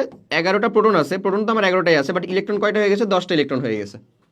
দ্যাটস ওয়াই সর্ববস্তু শক্তি স্তরে যদি ইলেকট্রন 10টা হয়ে যায়, সেই কিন্তু প্রোটনগুলো কিন্তু ইলেকট্রনগুলোকে মানে ইলেকট্রনের উপর বেশি প্রভাব ঘটাতে পারবে, বেশি আকর্ষণ করে শ্রিঙ্ক করতে পারবে, ছোট করতে পারবে। তাহলে এখানে ডমিনেটিং ফ্যাক্টর কে ছিল? প্রোটন। বাট এখানে ডমিনেটিং ফ্যাক্টর কে জানো ভাই? ইলেকট্রন। সেজন্য এই বড়। কেমনে? দেখো এখানে আমার 17টা প্রোটন আছে, 17টা ইলেকট্রন আছে, 17টা ইলেকট্রন আছে। বাট এখানে দেখো 17টা প্রোটন আছে, বাট ইলেকট্রন কয়টা? 18টা ইলেকট্রন আছে। সো আকর্ষণ বল এখানেই বেশি হবে, এটা ঠিক। বাট আকর্ষণ বল বেশি হলেও 17টা ইলেকট্রন সর্ববস্তু শক্তি স্তরে একে অপরকে বিকর্ষণ করে, যেহেতু তার প্রভাবটা এখানে বেশি, কার? ইলেকট্রনের। সো একে অপরকে বিকর্ষণ করে একটু বেশি জায়গা নিয়ে রাখতে পারবে। ঠিক আছে, সেজন্য বলা হয় মৌলের তুলনায় তার ক্যাটায়নের আকারটা হয় হচ্ছে ছোট, মৌলের তুলনায় তার ক্যাটায়নের আকারটা হয় ছোট, আর অ্যানায়নের আকারটা হয় হচ্ছে বড়। ওকে, কোন একটা মৌলের তুলনায় তার ক্যাটায়নের আকারটা ছোট হয়, অ্যানোনের আকারটা কেমন হয়? বড় হয়। সো এগুলার ভিতরে যদি চিন্তা করি প্রত্যেকটার ক্ষেত্রেই 10টা করে ইলেকট্রন আছে, বাট এর ক্ষেত্রে চিন্তা করতে গেলে আমার 7টা প্রোটন, এর ক্ষেত্রে চিন্তা করলে আমার 9টা প্রোটন, এর ক্ষেত্রে চিন্তা করতে গেলে আমার 8টা প্রোটন, এর ক্ষেত্রে চিন্তা করতে গেলে আমার 11টা প্রোটন। তাহলে বলো কোথায় আমার ইলেকট্রনের প্রভাবটা সব থেকে বেশি? নিশ্চয়ই এর কাছে, যেহেতু 7টা প্রোটন আর 10টা ইলেকট্রন, মানে ইলেকট্রনের প্রভাবটা সব থেকে বেশি, তার মানে সে সব থেকে বড়। দ্যাটস ওয়াই N3 মাইনাস এই সব থেকে বড়। তারপরে কোথায়? নিশ্চয়ই O2 মাইনাস। তারপরে কোথায়? নিশ্চয়ই F মাইনাস, নিশ্চয়ই F মাইনাস। তারপরে কোথায়? Sodium plus. এই ঘটনাটা না? এটা না? এটাই তো। ক্লিয়ার?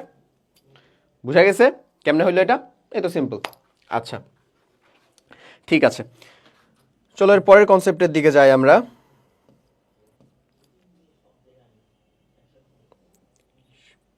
ওকে, নেক্সট কোশ্চেনটা আমাদেরকে যেটা বলতেছে কোনটি পরমাণুর সঠিক ইলেকট্রন বিন্যাস, ইলেকট্রন বিন্যাস কোনটা সঠিক এটা দেখে আমাদেরকে বুঝতে হবে অবশ্যই। তুমি দেখো আমরা এর ফিগারের দিকে যদি লক্ষ্য করি তাহলে প্রত্যেকটাতে আর্গন নেওয়া আছে, আর্গনের পরে তার মানে ডি অরবিটালের এলিমেন্টগুলোকে দেওয়া আছে। আচ্ছা, সো তুমি বলো ভাইয়া আর্গনের পরে ইলেকট্রন প্রবেশ করে কোথায়? 4s2-তে অবশ্যই, ঠিক আছে, এটা 3d4।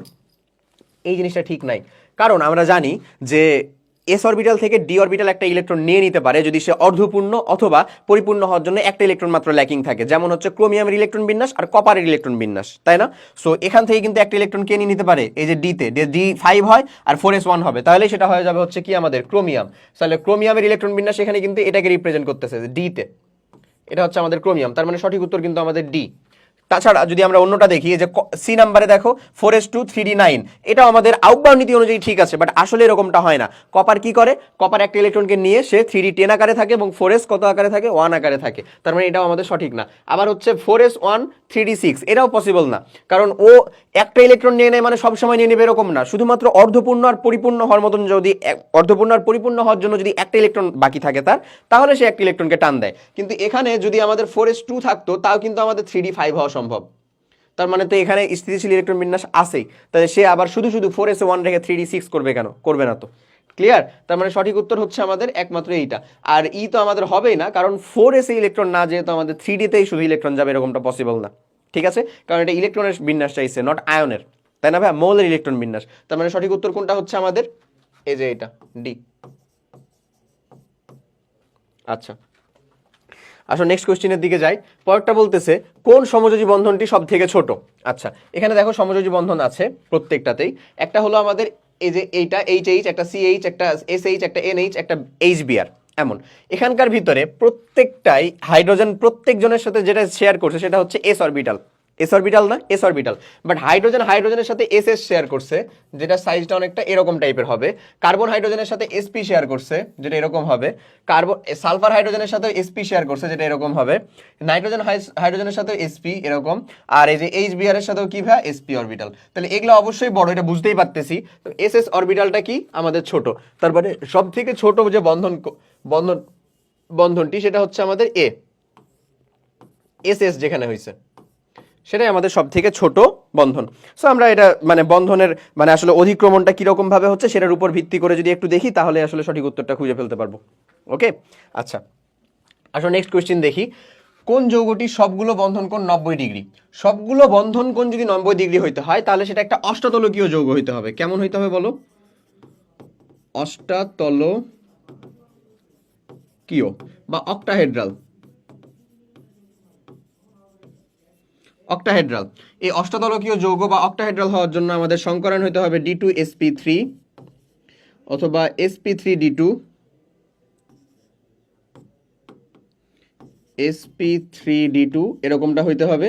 এবং এটা শেপটা হয় কাইন্ড অফ যেমন, যদি আমি একটা ড্র করি SF6 ধরে নাও, কত যৌগটা SF6, এখানে কি SF6 উত্তর নাকি? এই যে দেখো SF6 উত্তর আছে, SF6। এটা ফর্মুলেশনটা কেমনে হয়? এমনে হয়, আমি একটা দেখাই দিই। ধরো S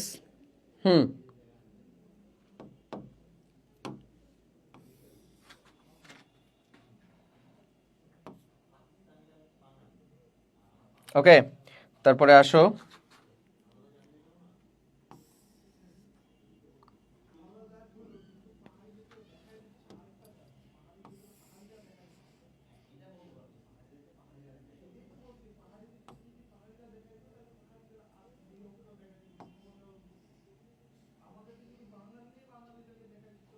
দেখো, ওকে,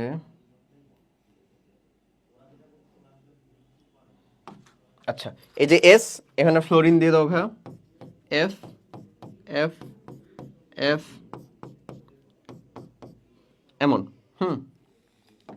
আচ্ছা, এরপরে যদি তুমি এটা দেখো তাহলে এটা থাকে হচ্ছে ভাই এই যে এরকম,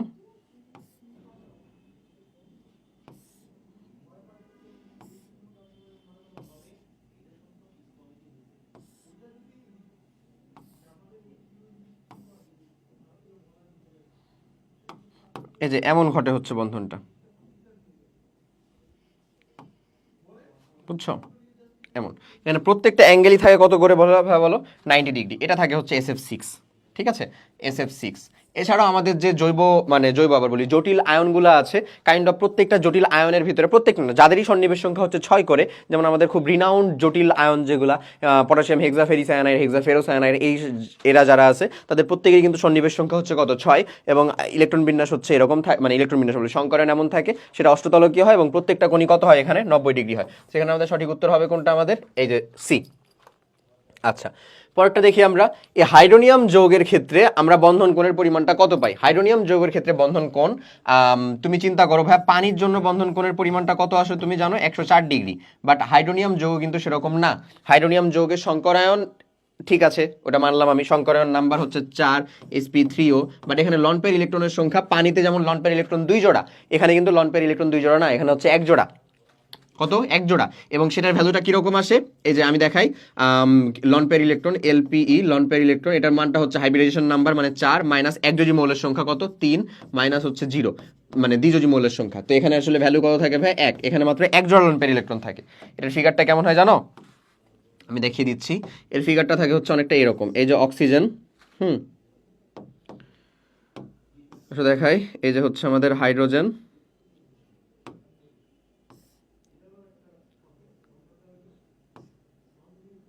আচ্ছা এমন হচ্ছে আমাদের একটা হাইড্রোজেন থাকবে,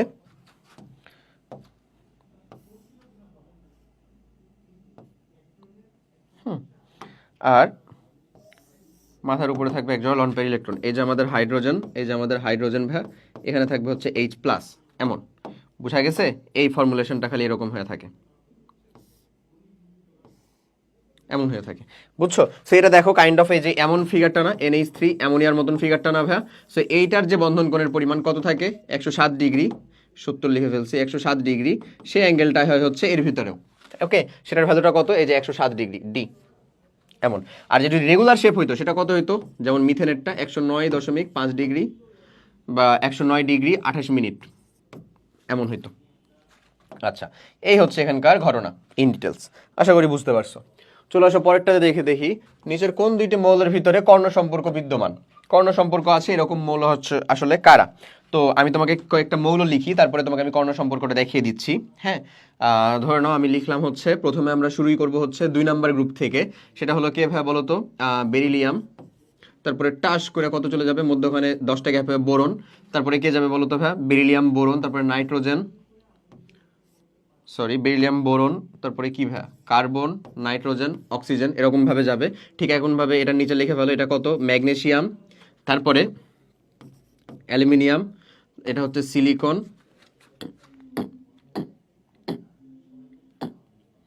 এটা হচ্ছে ফসফরাস, এরকম। ওকে, আর এখানে আসো, এটা যদি আমি একটু লিখি তাহলে এটা হচ্ছে আমাদের লিথিয়াম, এটা হচ্ছে আমাদের সোডিয়াম। সো আমরা কয়টা জায়গাতে পাই এরকম কর্ণ সম্পর্ক ভাইয়া? কয়েকটা জায়গাতে। দেখো আমরা জানি কিন্তু একটা জিনিস, যে আমাদের যে পারমাণবিক আকারটা যদি আমি বাম থেকে ডানে যাই তাহলে কমে, উপর থেকে নিচে আসি তাহলে হচ্ছে বাড়ে। তাহলে ধরে নাও বাম থেকে ডানে গেলে যতটুকু কমলো, ওই বরাবরই ওই উপর থেকে নিচে আসলে যদি ততটুকুই বেড়ে যায়, তাহলেই মেইনলি এই কর্ণ সম্পর্কটার উদ্ভব হয়। যেরকমটা ঘটে হচ্ছে এই এক পেয়ারের ভিতরে, এরকমটা ঘটে। হ্যাঁ, এই এক পেয়ারের ভিতরে এটা ঘটে, এই এক পেয়ারের ভিতরে এটা ঘটে, এবং এই এক পেয়ারের ভিতরে এটা ঘটে। এই 3 পেয়ারের ভিতরে এই জিনিসটা ঘটে। লিথিয়ামের সাথে ম্যাগনেসিয়াম তার একটা কর্ণ সম্পর্ক আছে। ওকে, লিথিয়ামের সাথে ম্যাগনেসিয়াম তার একটা কর্ণ সম্পর্ক আছে ভাইয়া, ঠিক আছে? লিথিয়ামের সাথে ম্যাগনেসিয়ামের একটা কর্ণ সম্পর্ক আছে। ওকে, এমন। তারপরে আমরা বোরনের সাথে সিলিকনের একটা কর্ণ সম্পর্ক পাই। বোরনের সাথে কার? সিলিকনের একটা কর্ণ সম্পর্ক পাই এর ভিতরে। এবং লাস্ট অফ অন একটা পাই হচ্ছে বেরিলিয়ামের সাথে অ্যালুমিনিয়ামের। কার সাথে কার? বেরিলিয়ামের সাথে আমরা অ্যালুমিনিয়ামের পাই একটা। বেরিলিয়ামের সাথে পাই হচ্ছে আমরা অ্যালুমিনিয়ামের। ওকে, এই যে এই কয়টা পাই আমরা, ঠিক আছে? এই কয়টা পাই আমরা কর্ণ সম্পর্কযুক্ত মৌল। এই 3টার ভিতরেই কর্ণ সম্পর্ক পাওয়া যায়। সো এখানে আমাদের আছে কোনটা? দেখো, বেরিলিয়ামের সাথে সিলিকন, এই ভ্যালুটাই আছে। তাহলে সঠিক উত্তর কোনটা আমাদের? এইটা, বেরিলিয়ামের সাথে সিলিকন। পারা যাবে? বুঝা গেছে? এমন।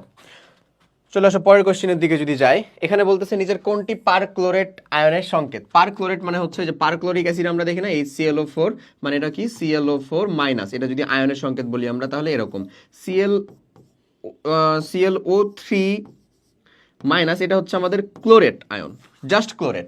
যদি একটা অক্সিজেন বেড়ে যায় সেটা হচ্ছে পারক্লোরেট হয়ে যায় একটা অক্সিজেনের সংখ্যা বাড়লে।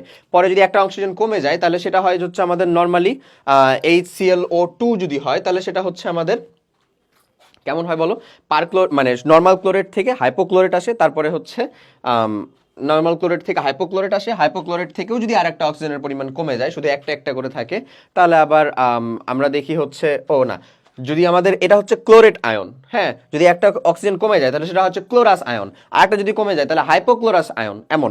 আর এই যে একটা নর্মাল হচ্ছে এটা ক্লোরেট, তার থেকে যদি একটা বেড়ে যায় তাহলে সেটা হবে হচ্ছে পারক্লোরেট আয়ন, যেরকমটা আমরা এটার আলোচনা করতেছি। তার মানে আমরা যদি এমন বলি ClO মাইনাস, সেটা হচ্ছে আমাদের কি হাইপোক্লোরাস, ClO2 মাইনাস, এটা হচ্ছে আমাদের ক্লোরাস, তারপরে ClO3 মাইনাস, এটা হচ্ছে আমাদের ক্লোরেট, এটা হচ্ছে আমাদের রিয়েল ক্লোরিক। আর যদি আরেকটা হয়ে যায় ClO4 মাইনাস, সেটা হচ্ছে আমাদের কেমন হবে বলো, একটা বেশি বেড়ে গেল, সেটা হচ্ছে আমাদের পারক্লোরেট, সেটাই আমাদের চাইছে পারক্লোরেট HClO4 মাইনাস। শুধু মাইনাস কোথায় রে, এটা তো 2 মাইনাস দিছে, 2 মাইনাস হবে না, এটা শুধু মাইনাস হবে, বুঝছো কি কথাটা? এটা হবে হচ্ছে ভাইয়া শুধু মাইনাস, শুধু মাইনাস HClO4 মাইনাস। তাহলে শুধু মাইনাস হলো আমাদের সঠিক উত্তর হইলো কোনটা, এই যে বি। ওকে, পারক্লোরেট। চলো পরেরটা দেখি, কোন যৌগ হাইড্রোজেন বন্ধন তৈরি করে না? হাইড্রোজেন বন্ধন তৈরি করবে না কে? হাইড্রোজেন বন্ধন তৈরি করতে পারে হচ্ছে যদি তীব্র তড়িৎ-ঋণাত্মকতার ভ্যালু থাকে হাইড্রোজেনের সাথে, কার কার বলো, নাইট্রোজেনের, অক্সিজেনের অথবা ফ্লোরিনের, এর সাথে হবে, এর সাথে হবে, এর সাথে হবে। চলো আমরা দেখি কোথায় কোথায় হবে সম্ভব। এখানে ইয়েস পসিবল, এখানে অবভিয়াসলি পসিবল, এখানে হ্যাঁ পসিবল, কারণ এখানে হচ্ছে যে O4 না, এটা আসলে হচ্ছে একটা অ্যাসিড, CHOOC COOH এরকম। আচ্ছা, তারপরে এই যে এখানে দেখো এটা অ্যালকোহল, এখানেও অক্সিজেন আর হাইড্রোজেনের ভিতরে তড়িৎ-ঋণাত্মকতার পার্থক্যের জন্য তৈরি হওয়া সম্ভব, কিন্তু এখানে দেখো HC আর Cl, এখানে তো কেউই নাই এদের ভিতরকার, বন্ধন গঠন করার মতন কি কেউ আছে? নাই, তার মানে এখানে তৈরি হতে পারে না, আমাদের তৈরি করে নাই চাইছে, তাহলে সঠিক উত্তর কোনটা? ই হচ্ছে আমাদের রাইট অ্যান্সার। আচ্ছা, আসো দেখি পরের কোশ্চিনে, কোন যৌগে অষ্টক পূর্ণ নয়?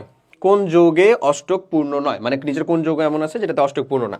দেখো এখানে ClF3, এখানে ফ্লোরিনের অষ্টক পূর্ণ, ক্লোরিনের কি অষ্টক পূর্ণ আছে? ক্লোরিনের অষ্টক পূর্ণ শুধু না, বাইরে আছে, কারণ ক্লোরিনের সর্বোচ্চ শক্তি স্তরে 7টা আর ফ্লোরিন আরো 3টা দিছে, মানে 10টা হয়ে গেছে, অষ্টক সম্প্রসারিত।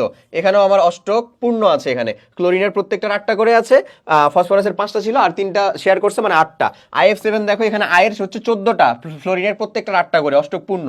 এখানে দেখো ফসফরাসের হয়ে গেছে হচ্ছে 5 5 10টা, ক্লোরিনের 8টা করে আছে, ঠিক আছে। বাট এই যে BF3, এখানে ফ্লোরিন 3টার তো আমাদের 8টা করে ইলেকট্রন আছে, বাট যেটা এই যে বোরনের সর্বোচ্চ শক্তি স্তরে হচ্ছে আমাদের 3টা ইলেকট্রন, আর 3টা ফ্লোরিন 3টা শেয়ার করছে, মানে 6টা। তার মানে অষ্টক পূর্ণ নয় কোনটাতে? এই BF3 যৌগতে। এটাকে বলা হয় হচ্ছে অষ্টক সংকোচন। কি বলা হয় বলো? অষ্টক সংকোচন। আর যেগুলাতে হচ্ছে বাড়ছে, লাইক হচ্ছে এগুলা প্রত্যেকটাতেই বাড়ছে, সেটা প্রত্যেকটাতে বলতে এই যে PCl3 বাদ দিয়ে প্রত্যেকটাতেই বাড়ছে, এটা কি আমাদের অষ্টক সম্প্রসারণ।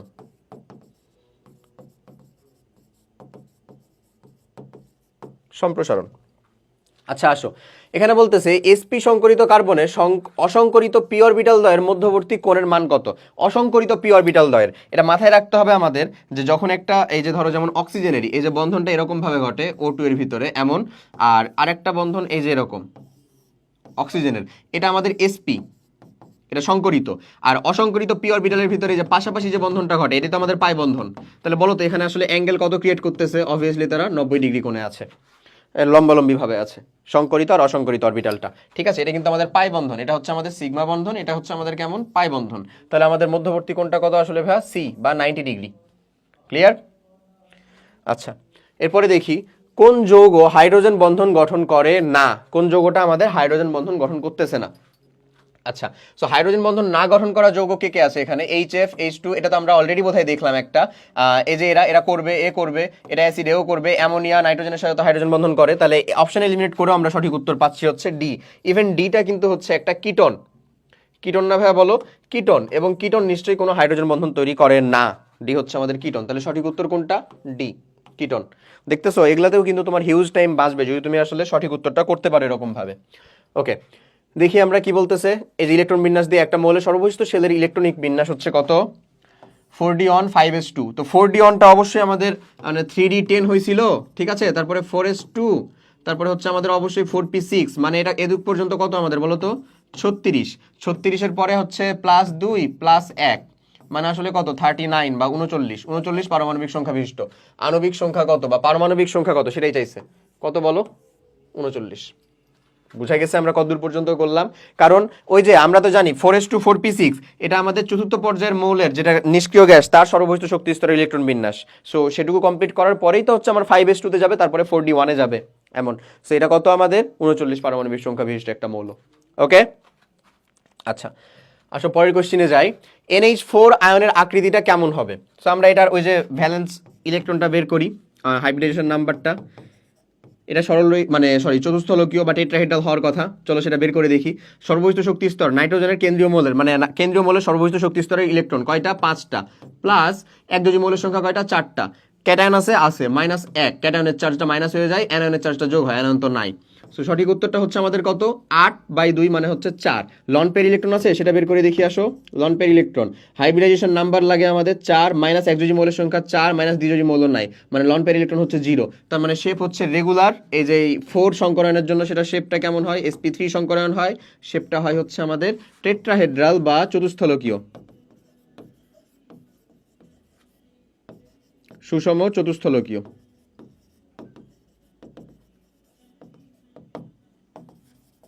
সুষম চতুস্থলকীয় সেটা কোথায় আছে আমাদের, সি নাম্বারে, সুষম চতুস্থলকীয়। বাস শেষ, উত্তর জান না? এই এতটুকু পর্যন্তই ছিল হচ্ছে আমাদের ডি ডি এর অংশ, ঠিক আছে ভাইয়া। এরপরে আমাদের রাসায়নিক পরিবর্তন, এটা আমাদের ম্যাথমেটিক্যাল বেস একটা chapter, but still mathematical based হইলেও কনসেপ্ট বুঝে যদি ম্যাথ করা যায় খুব সহজে এখান থেকে উত্তর করতে পারা যায়। চলো আমরা এই চ্যাপ্টারটা তাহলে কমপ্লিট করি। তো ভাইয়া চলো আমরা যেখান থেকে শেষ করছিলাম সেখান থেকে শুরু করি বিষয়টা। সেটা হচ্ছে আমাদের ফার্স্ট পেপারে রাসায়নিক পরিবর্তন যে অংশটা, মানে এই চ্যাপ্টার থেকে আমাদের সাস্টে সেই 20 বছর মানে 20 সালের আগে কি পরিমাণে কোশ্চিন আসছিল সেগুলোই আমরা হচ্ছে দেখতেছি। এবং আমি অলরেডি যেহেতু 2টা চ্যাপ্টার আলোচনা করছি, তুমি একটা জিনিস একটু ভালো করে লক্ষ্য করলে বুঝছো যে আমাদের গতানুগতিক ধারার যে প্রশ্নগুলো এটার বাইরেও সাস্ট আসলে এদিক ওদিক থেকে কিছু কোশ্চিন করে, যেগুলা সিলেবাসটা তো অবশ্যই অসীম, তুমি চাইলেও এটাকে সম্পূর্ণ একেবারে at a time cover up করে ফেলতে পারবা না। সো সেটার জন্য সব থেকে উত্তম যে বিষয়টা হয় সেটা হলো আমরা চেষ্টা করবো সর্বোচ্চটাকে মানে করার, মানে ধরো যে কোশ্চেনগুলো আসছে সেগুলোকে বুঝে করার। হোপফুলি সেই আদলেও যদি কোশ্চেন চলে আসে তাহলে তো আমাদের জন্য একেবারে বোনাস হয়ে গেল বিষয়টা, ঠিক আছে। আর তাছাড়া বাকিটা হচ্ছে সম্পূর্ণ আল্লাহ ভরসা। আর আমাদের হলো যে ওই মানে কোশ্চেনের কনসেপ্টটা বা আমরা যে চ্যাপ্টারটা পড়তেছি বা যে অংশটা পড়ছি সেটার কনসেপ্টটা যদি আমরা ভালো করে জেনে থাকি তাহলে on average most of the কোশ্চেনের উত্তর করতে পারবো। আর না হলে যদি একেবারেই নতুন কিছু হয় তাহলে সেটা তোমার জন্যও নতুন, যে ভাইয়া বা যেটাই আর কি যে ফার্স্ট হবে দেখা যাবে বা যে অনেক ভালো করবে তার জন্যও কিন্তু নতুন। সো একটা নতুন বা একটা কঠিন জিনিস আসলে আমাদের চান্স পাওয়া বা মেরিটের জায়গাটাকে ডিফাইন করে না, ঠিক আছে। তো চলো আমরা কথা না বলে শুরু করি। দেখো এখানে আমরা কোশ্চেন সলভ করবো, এখানে তুমি মানে বেশ কিছু এরকম টাইপের কোশ্চেন পেয়ে যাবা। যেমন প্রথমে যে কোশ্চেনটা, এটা আমাদের 19-20-এ আসা একটা কোশ্চেন, ঠিক আছে। মানে এই টাইপের কোশ্চেন তারা করতে পছন্দ করে, মানে যাই একটু চমকায় দিয়ে আসি এরকম ভাবে তার একটা ফিল নিতে আসলে পছন্দ করে। দেখো কোশ্চেনটা কেন বললাম এরকম।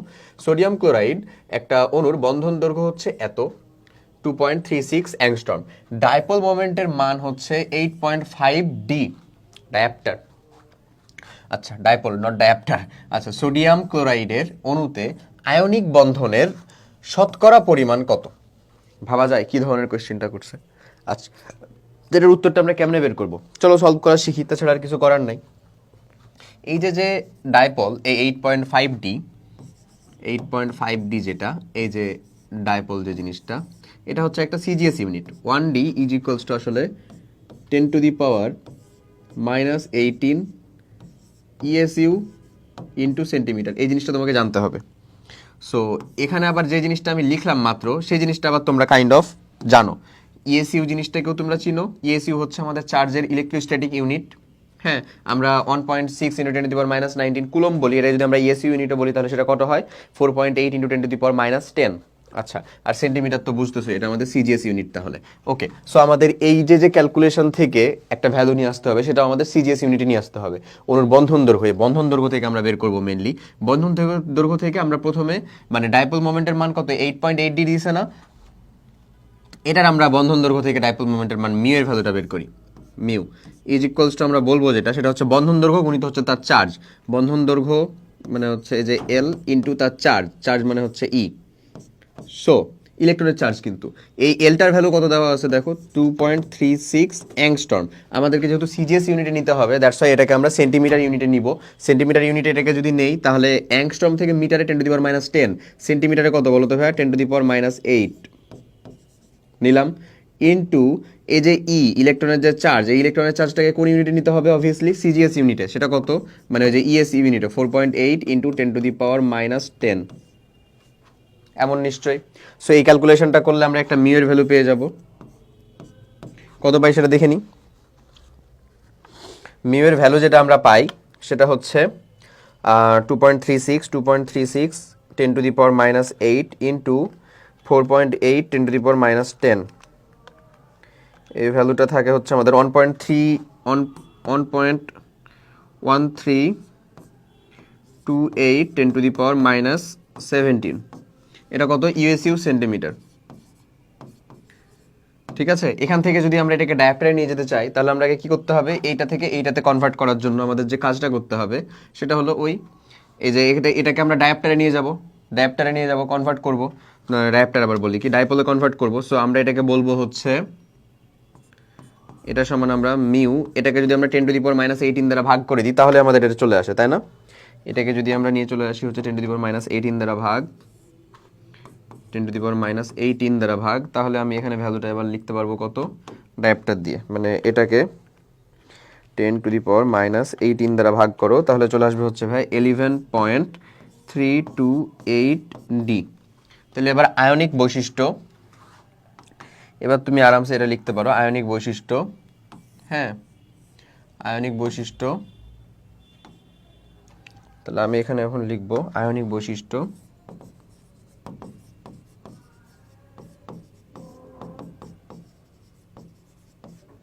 ইকুয়ালস টু এই যে যত ডায়াপ্টার তার ছিল 8.5, যত তার হওয়া উচিত ছিল কত 11.328 ইন্টু 100%। সো এই ক্যালকুলেশনটা যদি আমরা করি 8.5 বাই হচ্ছে অ্যান্সার ইন্টু 100%। সো এটার উত্তর আসে দেখো 75.03। সো এটার উত্তর আসে হচ্ছে 75.03%, যেটা সঠিক উত্তর একমাত্র কোথায় আছে আমাদের ডিতে। এটা হচ্ছে আমাদের রাইট অ্যান্সার 75.03। ক্লিয়ার? এই এতটুকু আমাদের করতে হইতো। চলে আসো পরেরটার দিকে যাই। নেক্সট কোয়েশ্চেনের দিকে যদি আমরা যাই, নেক্সট কোয়েশ্চেনটা আমাদেরকে বলে 100 ml 0.25 মোলার সালফিউরিক অ্যাসিড এবং 100 ml 0.40 মোলার সোডিয়াম হাইড্রোক্সাইড দ্রবণের সাথে মিশ্রিত করলে কত কিলো জুল তাপ উৎপন্ন হবে প্রশমন বিক্রিয়ার জন্য ডেল এইচ এর মানটা আমাদের কত দেখো -47 kilojoule per 57 kilojoule per mole. Okay, so first of all আমাদেরকে প্রথমে বিক্রিয়াটা ঠিক মতন লিখে ফেলতে হবে। চলো যদি বিক্রিয়াটা লিখি, মানে সমতাকরণ করে তো বিক্রিয়াটা বুঝতে হবে আমাদের আগে। চলো আমরা আগে বিক্রিয়াটা লিখি। সালফিউরিক অ্যাসিড H2SO4, আমরা জানি এই বিক্রিয়াটা করলে কি হবে, প্লাস হচ্ছে সোডিয়াম হাইড্রোক্সাইড, সমতাকরণ যেহেতু করতেই হবে আমরা একবারই সমতাকরণ করে ফেলি। ঠিক আছে ভাইয়া? আচ্ছা, তাহলে এখান থেকে তৈরি হবে হচ্ছে সোডিয়াম সালফেট প্লাস পানি। এই তো আমাদের বিক্রিয়া।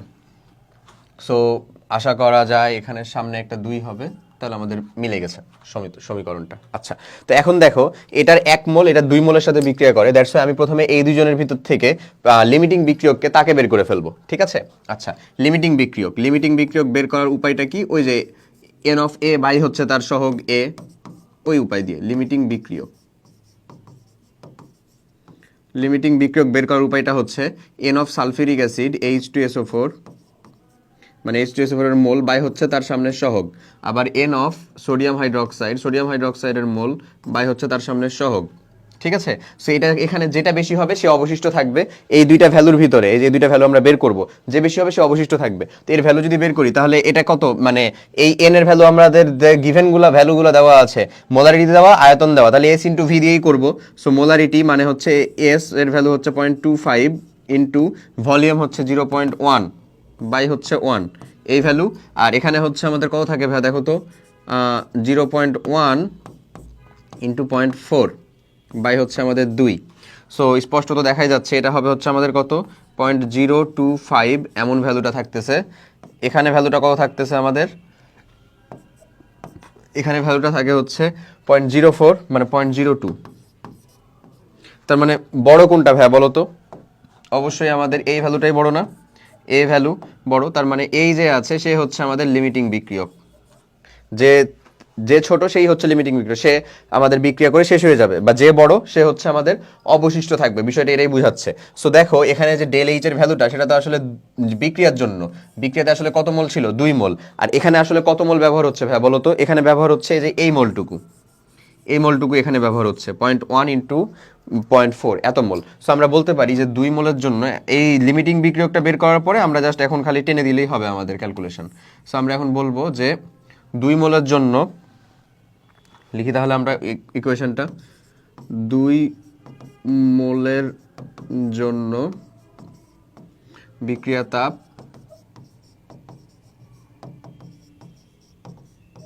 কত আমাদের? -57 কিলো জুল।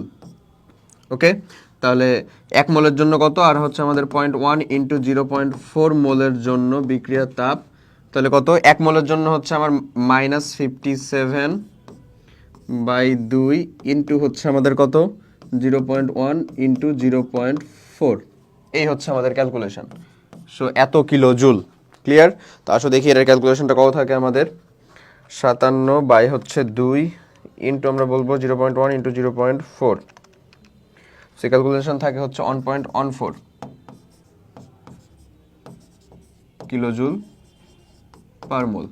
এমন সেটার জন্য একেবারে রিলিভেন্ট যে কাছের, সব থেকে কাছের উত্তরটা হচ্ছে আমাদের ডি।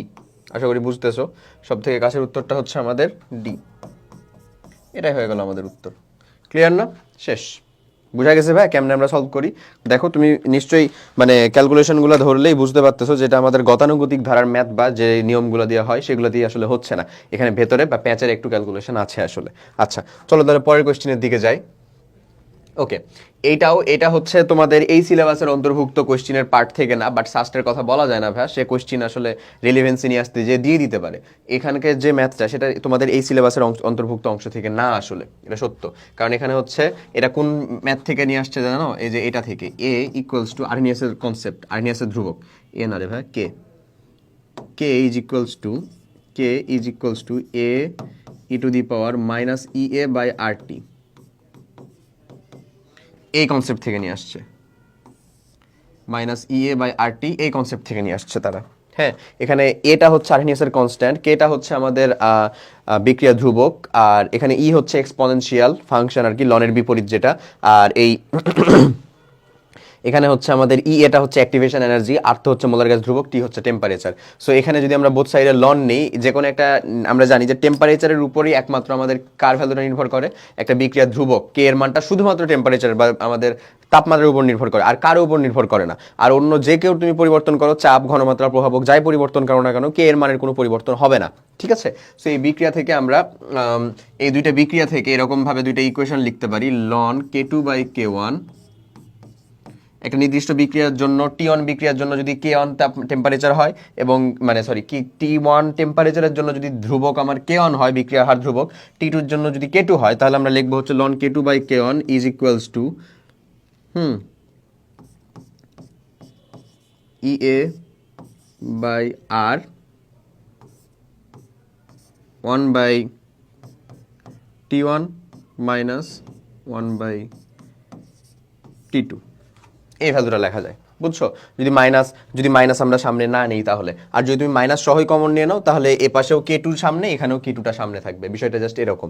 আমরা কি করছি, এখানে বোথ সাইডে একটা K1 এর জন্য নিছি, একটা ভ্যালু নিয়েছি, দিয়ে লন নিয়েছি, আবার একটা হচ্ছে T1 এর জন্য K1, T2 এর জন্য K2, তারপরে দুইটাকে মাইনাস করে দিয়েছি। দুইটাকে মাইনাস করে দিলে এরকম একটা সমীকরণ দাঁড়ায়। ঠিক আছে? আমরা আসলে 2 - 1 করে দিয়েছি, তো 2 - 1 করে দিলে একটা পজিটিভ হয়ে যায়, যেটা আমরা এরকম ভাবে। এখন এখান থেকে আমাদের বলেছে দেখো 37 ডিগ্রি সেলসিয়াস টেম্পারেচারে বেগ ধ্রুবকের মান 27 ডিগ্রি সেলসিয়াস টেম্পারেচারে বেগ ধ্রুবকের মানের দ্বিগুণ। মানে 37 ডিগ্রি সেলসিয়াস টেম্পারেচারটাতে হচ্ছে দ্বিগুণ, ওটাতে বেশি। তার মানে ধরো আমরা T1 যদি বলি, সেটা হচ্ছে আমাদের 27 ডিগ্রি সেলসিয়াস টেম্পারেচার, মানে সেটা আসলে হচ্ছে আমাদের 300 কেলভিন। 300 কেলভিন টেম্পারেচারে এই K1 এর ভ্যালুটা হচ্ছে যদি K হয়, তাহলে আমরা বলবো T2, বা যেটা আমাদের 37 বা 310 কেলভিনে, তাহলে সেখানে K2 এর ভ্যালুটা হবে কত আমাদের? 2K। এমন এমন না? তাহলে আমরা এখানে এই ইকুয়েশনটাকে এরকমভাবে ফর্মুলেশন করতে পারি। দেখো তো কীরকমভাবে, আমাদেরকে ই এর ভ্যালু লাগবে কিন্তু, ঠিক আছে? চাইছে কি সক্রিয়ণ শক্তির মান না ই এ। তাহলে আমরা একবার এই ক্যালকুলেশনটা কীরকমভাবে বলবো দেখো, লন তাহলে 2k বাই হচ্ছে K is equals to E A activation energy by হচ্ছে আমাদের আর 8.314 1 বাই কত হবে, এটা যেহেতু ছোটোটা সেটা কত 300 মাইনাস 1/310। এই ক্যালকুলেশন এখান থেকে যদি আমরা ই এর মানটা বের করি তাহলে কি হবে বলো তো, এই যে লন 2 এর সাথে এই 8.314টা গুণ, তারপরে এই টোটালটুকু তার দিয়ে ভাগ। তাহলে এটাকে যদি আমরা একবারে লিখি তাহলে লিখতে পারি হচ্ছে লন 2 এর সাথে আমাদের কত 8.314টা গুণ, 8.314 এটা ভ্যালুটা গুণ, তারপরে নিচে আমরা ভাগ করে দিব 300 ইনভার্স মাইনাস হচ্ছে আমাদের 310 ইনভার্স। এর ভ্যালুটা আসে হচ্ছে ভ্যা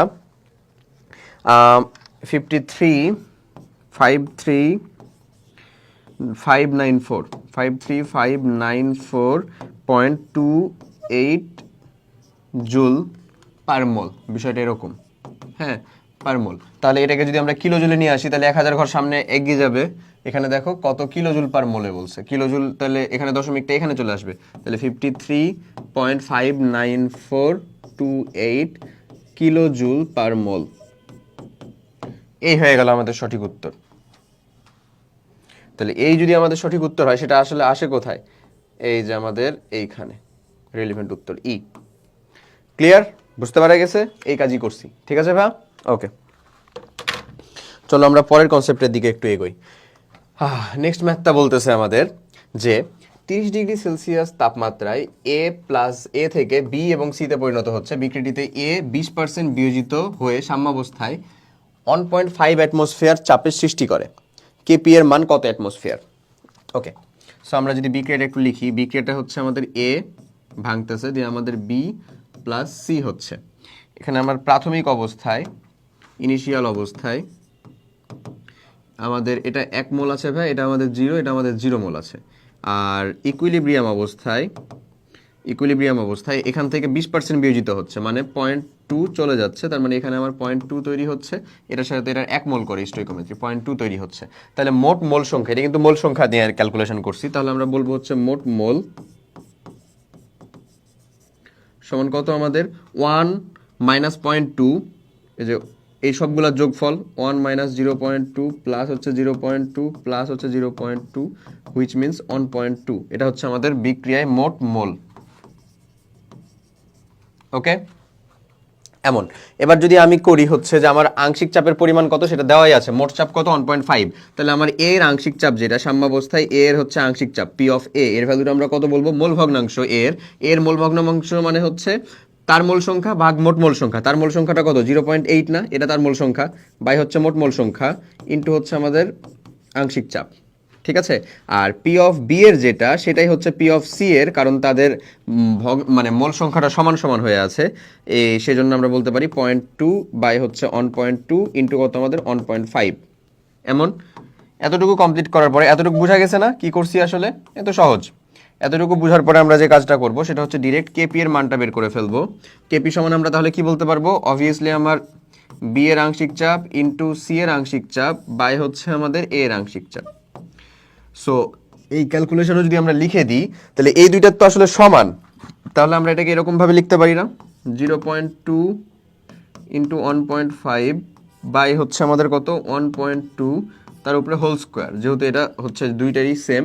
তারপরে এখানে লিখবো কত, এখানে লিখবো হচ্ছে আমরা 0.8 বাই 1.2, 0.8 ইন্টু 1.2 ইন্টু হচ্ছে 1.5 এমন।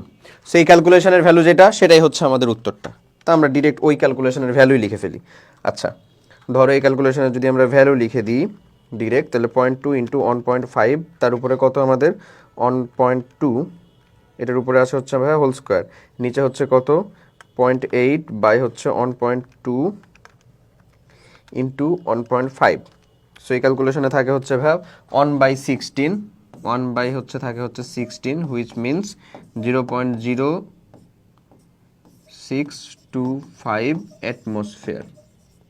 দেখো তো এরকম রিলেভেন্ট উত্তর আছে এটা না? বি নাম্বারটা না রিডিউসমেন্টের উত্তরটা?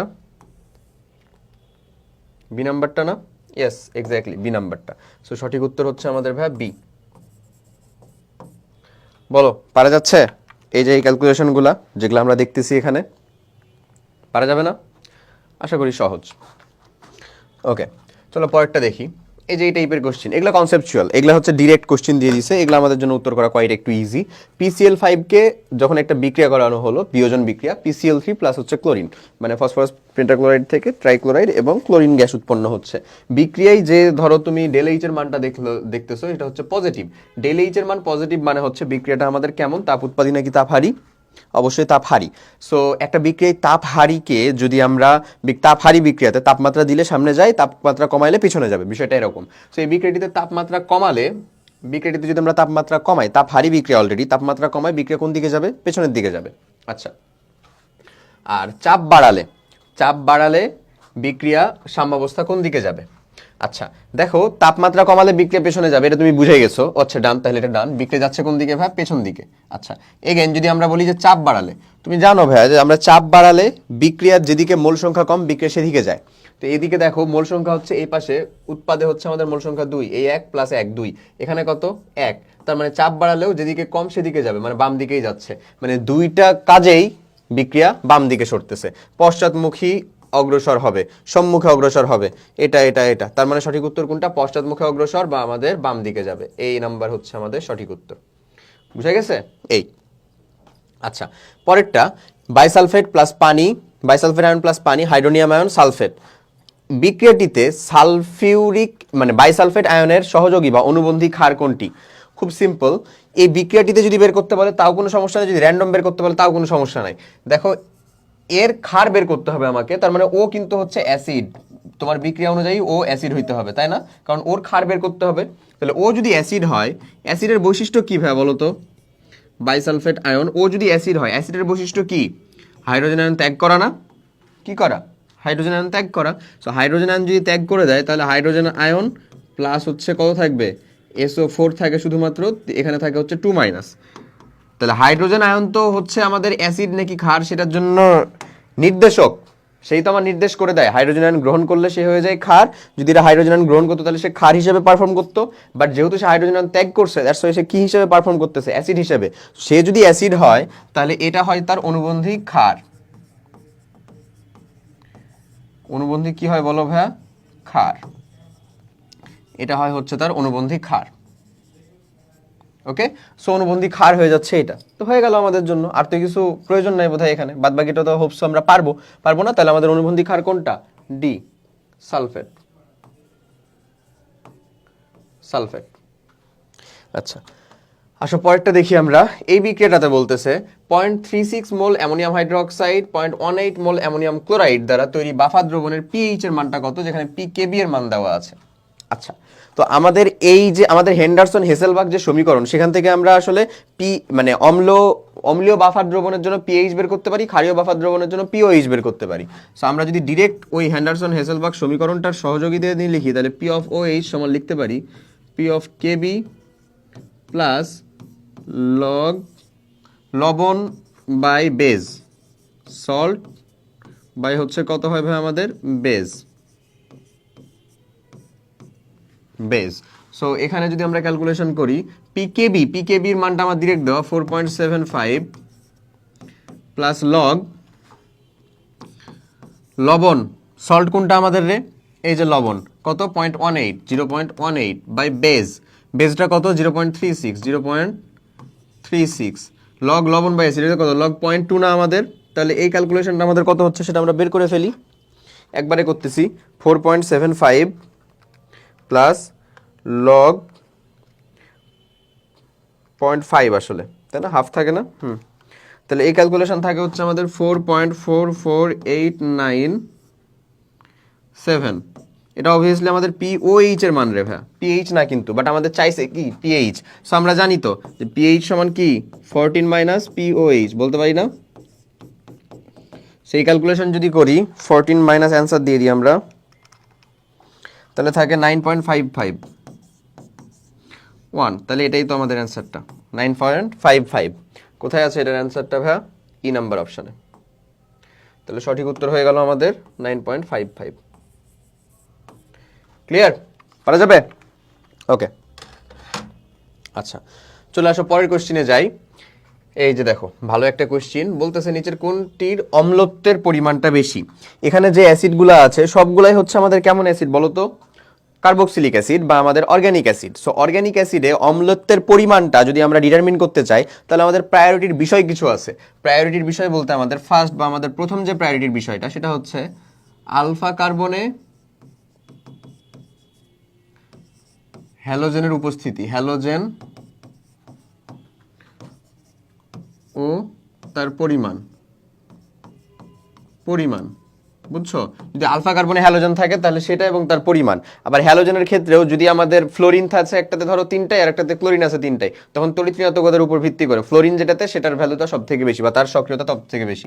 সেকেন্ড হচ্ছে যদি আলফা কার্বনে হ্যালোজেন ও তার পরিমাণ, আলফা কার্বনে হ্যালোজেন না থাকলে টোটাল কার্বন শিকলে হ্যালোজেন কি আসে কিনা সেটার পরিমাণ। তাহলে আলফা কার্বনে না থাকলে তখন চলে যাবে হচ্ছে কার্বন চেইনে, কার্বন শিকলে। আলফা কার্বনে না থাকলে কার্বন শিকলে হ্যালোজেন আছে কিনা, এক্স আছে কিনা, থাকলে সেটা সক্রিয়। আর তারপরে এই হ্যালোজেনের উপস্থিতি যদি ধরো নাই, যদি নর্মাল অ্যাসিডগুলোর ভিতরে তুলনা করতে বলে, তাহলে তখন প্রায়োরিটিতে চলে আসবে হচ্ছে আরেকটা জিনিস। সো প্রায়োরিটি জিনিস আমাদের মাত্র দুইটাই, তখন প্রায়োরিটি জিনিস চলে আসবে হচ্ছে যার শিকল যত ছোট তত বেশি তীব্র। শিকল যত ছোট সে তত বেশি তীব্র।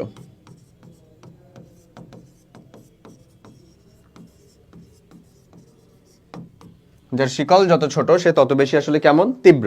তাহলে এখানে দেখি আমরা, চলে আসো আমাদের কার্বক্সিলিক গ্রুপটা যেই কার্বনের সাথে যুক্ত সেটাই তো তার আলফা। এই যে এখানে যেমন এই আলফা, ডিফারেন্ট একটা কালার নেই, হ্যাঁ, এখানে যেমন হচ্ছে এই হচ্ছে আমাদের আলফা কার্বন, এখানে এই আমাদের আলফা কার্বন, এখানে এই হচ্ছে আমাদের আলফা কার্বন, এই হচ্ছে আলফা কার্বন, এই হচ্ছে আলফা কার্বন। আচ্ছা দেখো ভাইয়া, এই আলফা কার্বনের দিকে যদি আমরা লক্ষ্য করি, তাহলে এখানে দেখবো এই আলফা কার্বনে আসলে কোনো নাই, এটার ভিতরে তো হ্যালোজেনই নাই। এগুলাতে তো হ্যালোজেন আছে, আছে, আছে, তাই না? এটার ভিতরে তো হ্যালোজেনই নাই, এই যে এটার ভিতরে হ্যালোজেনই নাই, সরি প্রথমটাতে, তার মানে ওটা তো বাদ। আচ্ছা এইখানে দেখো, এটাকে আমরা বাদ দিচ্ছি পরের দ্বিতীয় নাম্বারটাকে, কেন? কারণ এখানে এই কার্বনে আসলে হ্যালোজেনটা নাই। এখানে এই যে এই কার্বনে আসলে হ্যালোজেনটা নাই, এই কার্বনে দেখো দুইটা হাইড্রোজেন, এই কার্বনে আসে হচ্ছে হ্যালোজেন, বাট এগুলাতে প্রত্যেকটাতে আলফা কার্বনে হ্যালোজেন আছে। এই প্রত্যেকটাতে দেখো ভাইয়া আলফা কার্বনে হ্যালোজেন আছে, আলফা কার্বনে হ্যালোজেন আছে। আচ্ছা তাহলে আমাদের এও বাদ গেল, এও বাদ গেল। এবার এই তিনটার ভিতরে যখন তুলনা করব, তখন আমি দেখব যে আলফা কার্বনে হ্যালোজেন আছে, এখানে বিটা কার্বনে মানে পাশের কার্বনে হ্যালোজেন আছে। কিন্তু এখানে আলফা কার্বনে হ্যালোজেন থাকার পরে পাশের কার্বনে হ্যালোজেন না, মিথাইল গ্রুপ আছে, তার মানে এও চলে গেল হচ্ছে আমার বাদ, কারণ এগুলাতে আমার তাহলে দুইটা করে হ্যালোজেন আছে। ঠিক আছে, এখন আমরা কাকে প্রায়োরিটি বেশি দিব, যে আলফা কার্বনে যার কাছে ফ্লোরিন আছে তাকে, নাকি আলফা কার্বনে যার কাছে ক্লোরিন আছে তাকে? উত্তরটা হচ্ছে অবশ্যই আলফা কার্বনে যার কাছে ফ্লোরিন আছে তাকে। কেন? কারণ কারণ আলফা কার্বনে ফ্লোরিন, ওটাই তো বললাম যে যদি একাধিক হ্যালোজেন উপস্থিত থাকে, হ্যাঁ ধরে নাও যদি যৌগটা এরকম হয় CF3COOH এরকম, আর একটা হচ্ছে CCl3COOH এরকম, তাহলে কোনটা বেশি তীব্র হবে বলো? এইটা। ক্লিয়ার? দ্যাটস ওয়াই তাহলে সেই অনুযায়ী সঠিক উত্তর আসতেছে আমাদের কোনটা? সি নাম্বারটা। সঠিক উত্তর আসতেছে কোনটা ভাইয়া বলো? সি নাম্বারটা। ক্লিয়ার তো? এরকম। আচ্ছা আশা করি বুঝতে পারছো।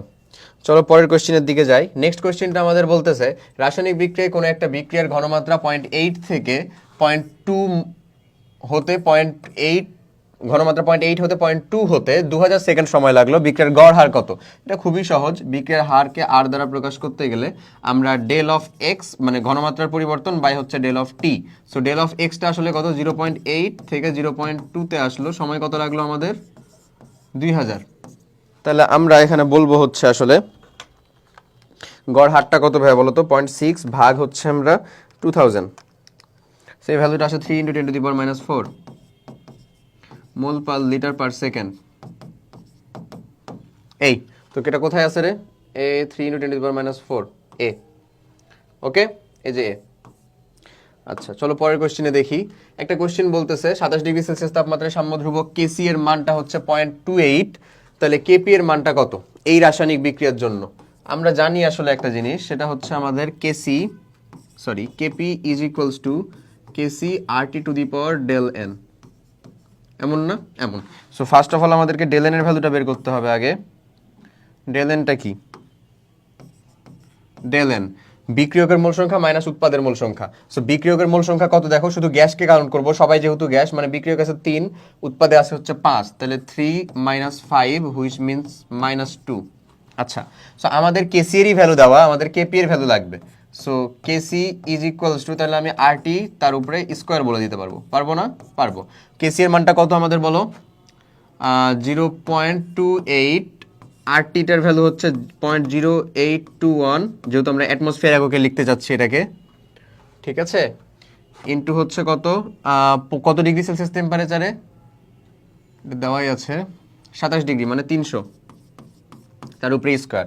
চলো এই ভ্যালুটা লিখে ফেলি, তাহলে তো হয়ে যায় 0.28 বাই হচ্ছে 0.0821 ইন্টু হচ্ছে 300 তার উপর স্কোয়ার। সেই ভ্যালুটা থাকে 4.61, 10 টু দি পাওয়ার -4, 4.61 মানে 10 টু দি পাওয়ার -4, 4.62 একই কথা তুমি বলতে পারো, এটিএম, অ্যাটমসফিয়ার। ওকে, এবং এটা হচ্ছে অ্যাটমসফিয়ার ইনভার্স 2, এমনই থাকে না? তাহলে সঠিক উত্তর থাকে হচ্ছে এইটা, এ। বুঝা গেছে না ভাইয়া? ক্লিয়ার? ওকে, এমন। আসো নেক্সট কোশ্চেনে দেখি। নেক্সট কোশ্চেনটা এই যে দেখো, হুবহু একটা কোশ্চেন না, এরকমই একটা কোশ্চেন আমরা সলভ করলাম। তো 45 ডিগ্রি সেলসিয়াস তাপমাত্রায় কোনো বিক্রিয়ার হার ধ্রুবক 35 ডিগ্রি সেলসিয়াস তাপমাত্রায় হার ধ্রুবকের দ্বিগুণ। তাহলে আমরা ধরে নিচ্ছি হচ্ছে T1, সেটা হচ্ছে আমাদের 35 ডিগ্রি সেলসিয়াস টেম্পারেচার, যেখানে আমাদের K1 এর ভ্যালুটা হচ্ছে কে, হার ধ্রুবকের ভ্যালুটা আমরা কে ধরলাম, আর এটা 35 ডিগ্রি সেলসিয়াস মানে আসলে কত, 308 কেলভিন, কেলভিনে নিতে হবে যেহেতু। T2 এর ভ্যালুটা হচ্ছে আমাদের 45 degree Celsius which means 318 kelvin, এবং সেখানে হচ্ছে আমাদের K2টা কত, আগেকার দ্বিগুণ 2K। তাহলে এবার আমরা ডিরেক্ট ই এর ভ্যালু বের করার জন্য যে ইকুয়েশনটাতে যেতে পারি, সেটা হচ্ছে ln K2 by K1 is equals to EA by R, activation energy by R, 1 by T1 minus 1 by T2, এমন এই ক্যালকুলেশন। তাহলে এই ক্যালকুলেশনের ক্ষেত্রে আমরা যদি ই এর ভ্যালুটা একবারে বের করি, ই এ সেটা কত হয় ভাইয়া?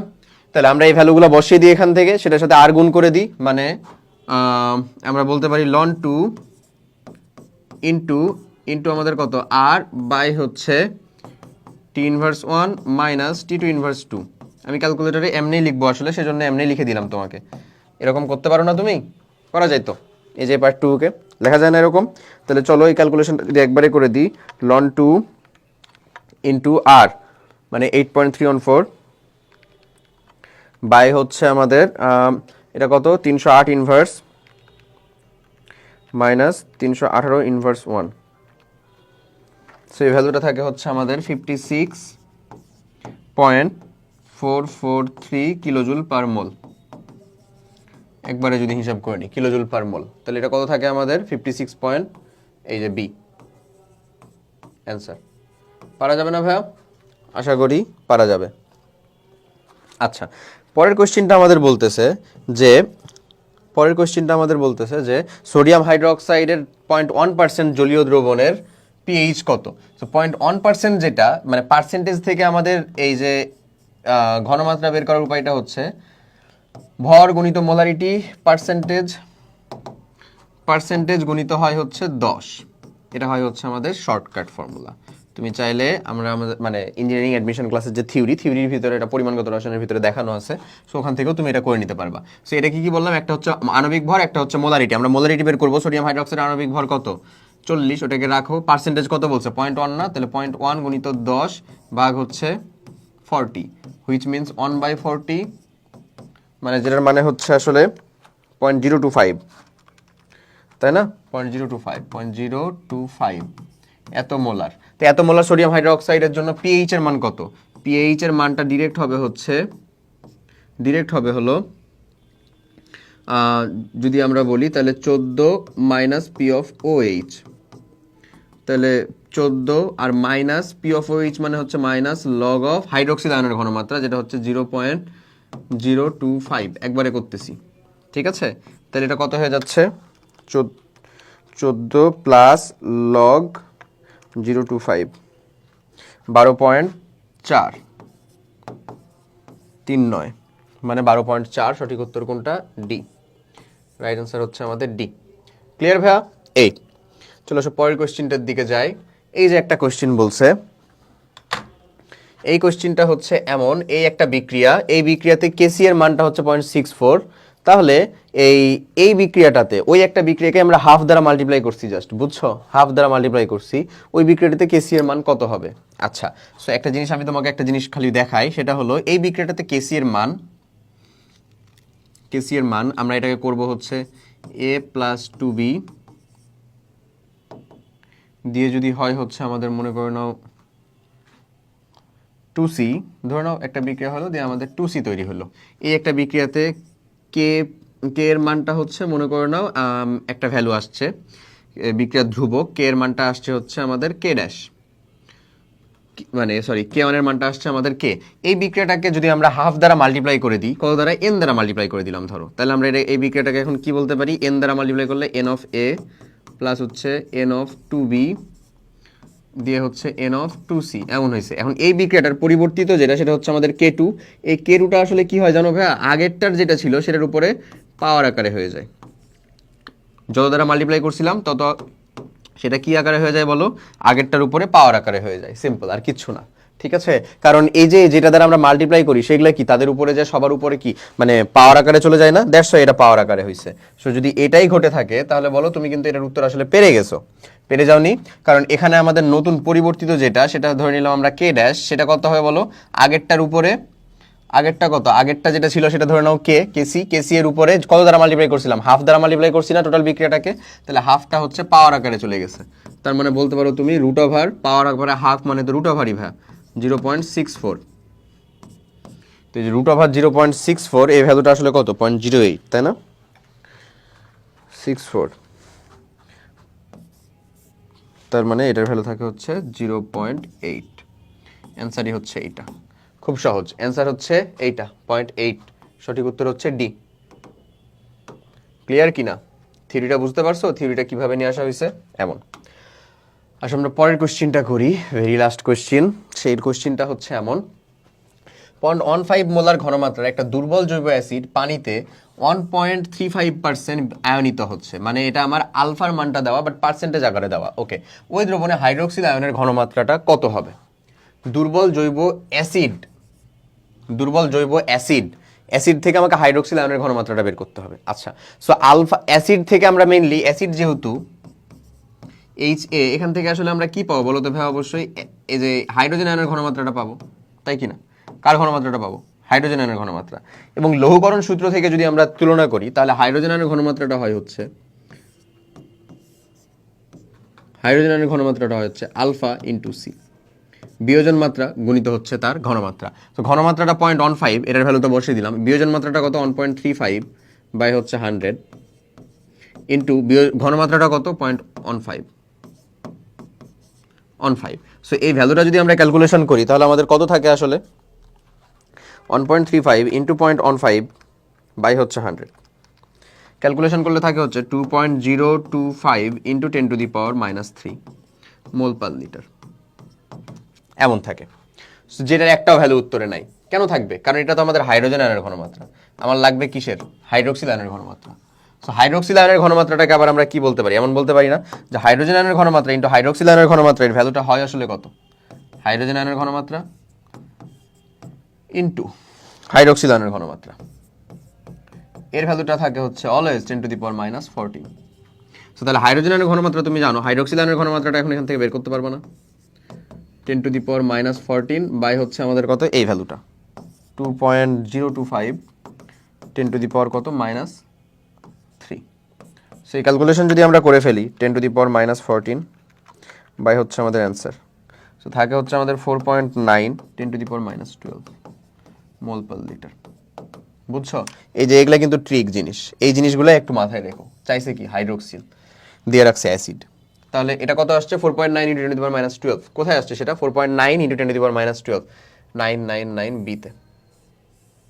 ঠিক আছে, সঠিক উত্তরটা আমাদের কোনটা আসতেছে তাহলে ভাই বলো? B number. ক্লিয়ার? সো আরামসে আমরা বলতে পারি সঠিক উত্তর হচ্ছে আমাদের বি। ইম্পর্টেন্ট। ওকে, সো এই ছিল হচ্ছে এখানকার পর্যন্ত প্রশ্ন ভাইয়া। এই জায়গাগুলো থেকেই আমাদের কোয়েশ্চেনগুলো মেইনলি হয়। তো আমাদের পুরো ফার্স্ট পেপারের লেকচারটা আসলে টোটাল ফার্স্টে যতগুলো কোয়েশ্চেন মানে অ্যানালাইসিসের মাধ্যমে মনে হয়েছে যে হ্যাঁ এই কোয়েশ্চেনগুলো হচ্ছে ইম্পর্টেন্ট, প্লাস শুধু ইম্পর্টেন্ট বলে না, বেশ কিছু কোয়েশ্চেন আসছে যে কোয়েশ্চেনগুলো হচ্ছে লিটারেলি আমার তোমার গদ বাঁধা যে নিয়মে আমরা যে সকল মানে সিলেবাসের অন্তর্ভুক্তিতে যে সকল জিনিসপত্র পড়ি ওই সকল জিনিসপত্রের ভিতরে অন্তর্ভুক্ত না, সেই সকল জিনিসপত্রকেই নিয়ে আসার চেষ্টা করা হয়েছে, ঠিক আছে? এবং সেগুলোকে একটু নতুনভাবে বোঝানোর চেষ্টা করা হয়েছে। পিছনে থিওরিটা খুব বেশি আলোচনা করা হয়নি, কিন্তু কোথা থেকে হলো বা কেন হলো সেগুলোকে আলোচনা করার ট্রাই করা হয়েছে। কারণ পেছনের থিওরি নিয়ে আসতে গেলে রীতিমতন দেখা যাবে যে ফুল আরও মানে হচ্ছে যে চ্যাপ্টার তো তুমি পড়তেছো আরও পড়া বাড়তে আছে, সো অতটা বেশি টাইম দিতে হবে ব্যাপারটা এরকম না। কিন্তু তাই বলে আমরা সাস্ট যে যেরকমভাবে কোয়েশ্চেন করে একটু হচ্ছে যে ধরো মানে নিয়মের ভিতরে ব্যতিক্রম ঢুকানোর চেষ্টা করে, সো ওটাকে একেবারে নেগলেক্টও করতে পারি না আমরা, ঠিক আছে?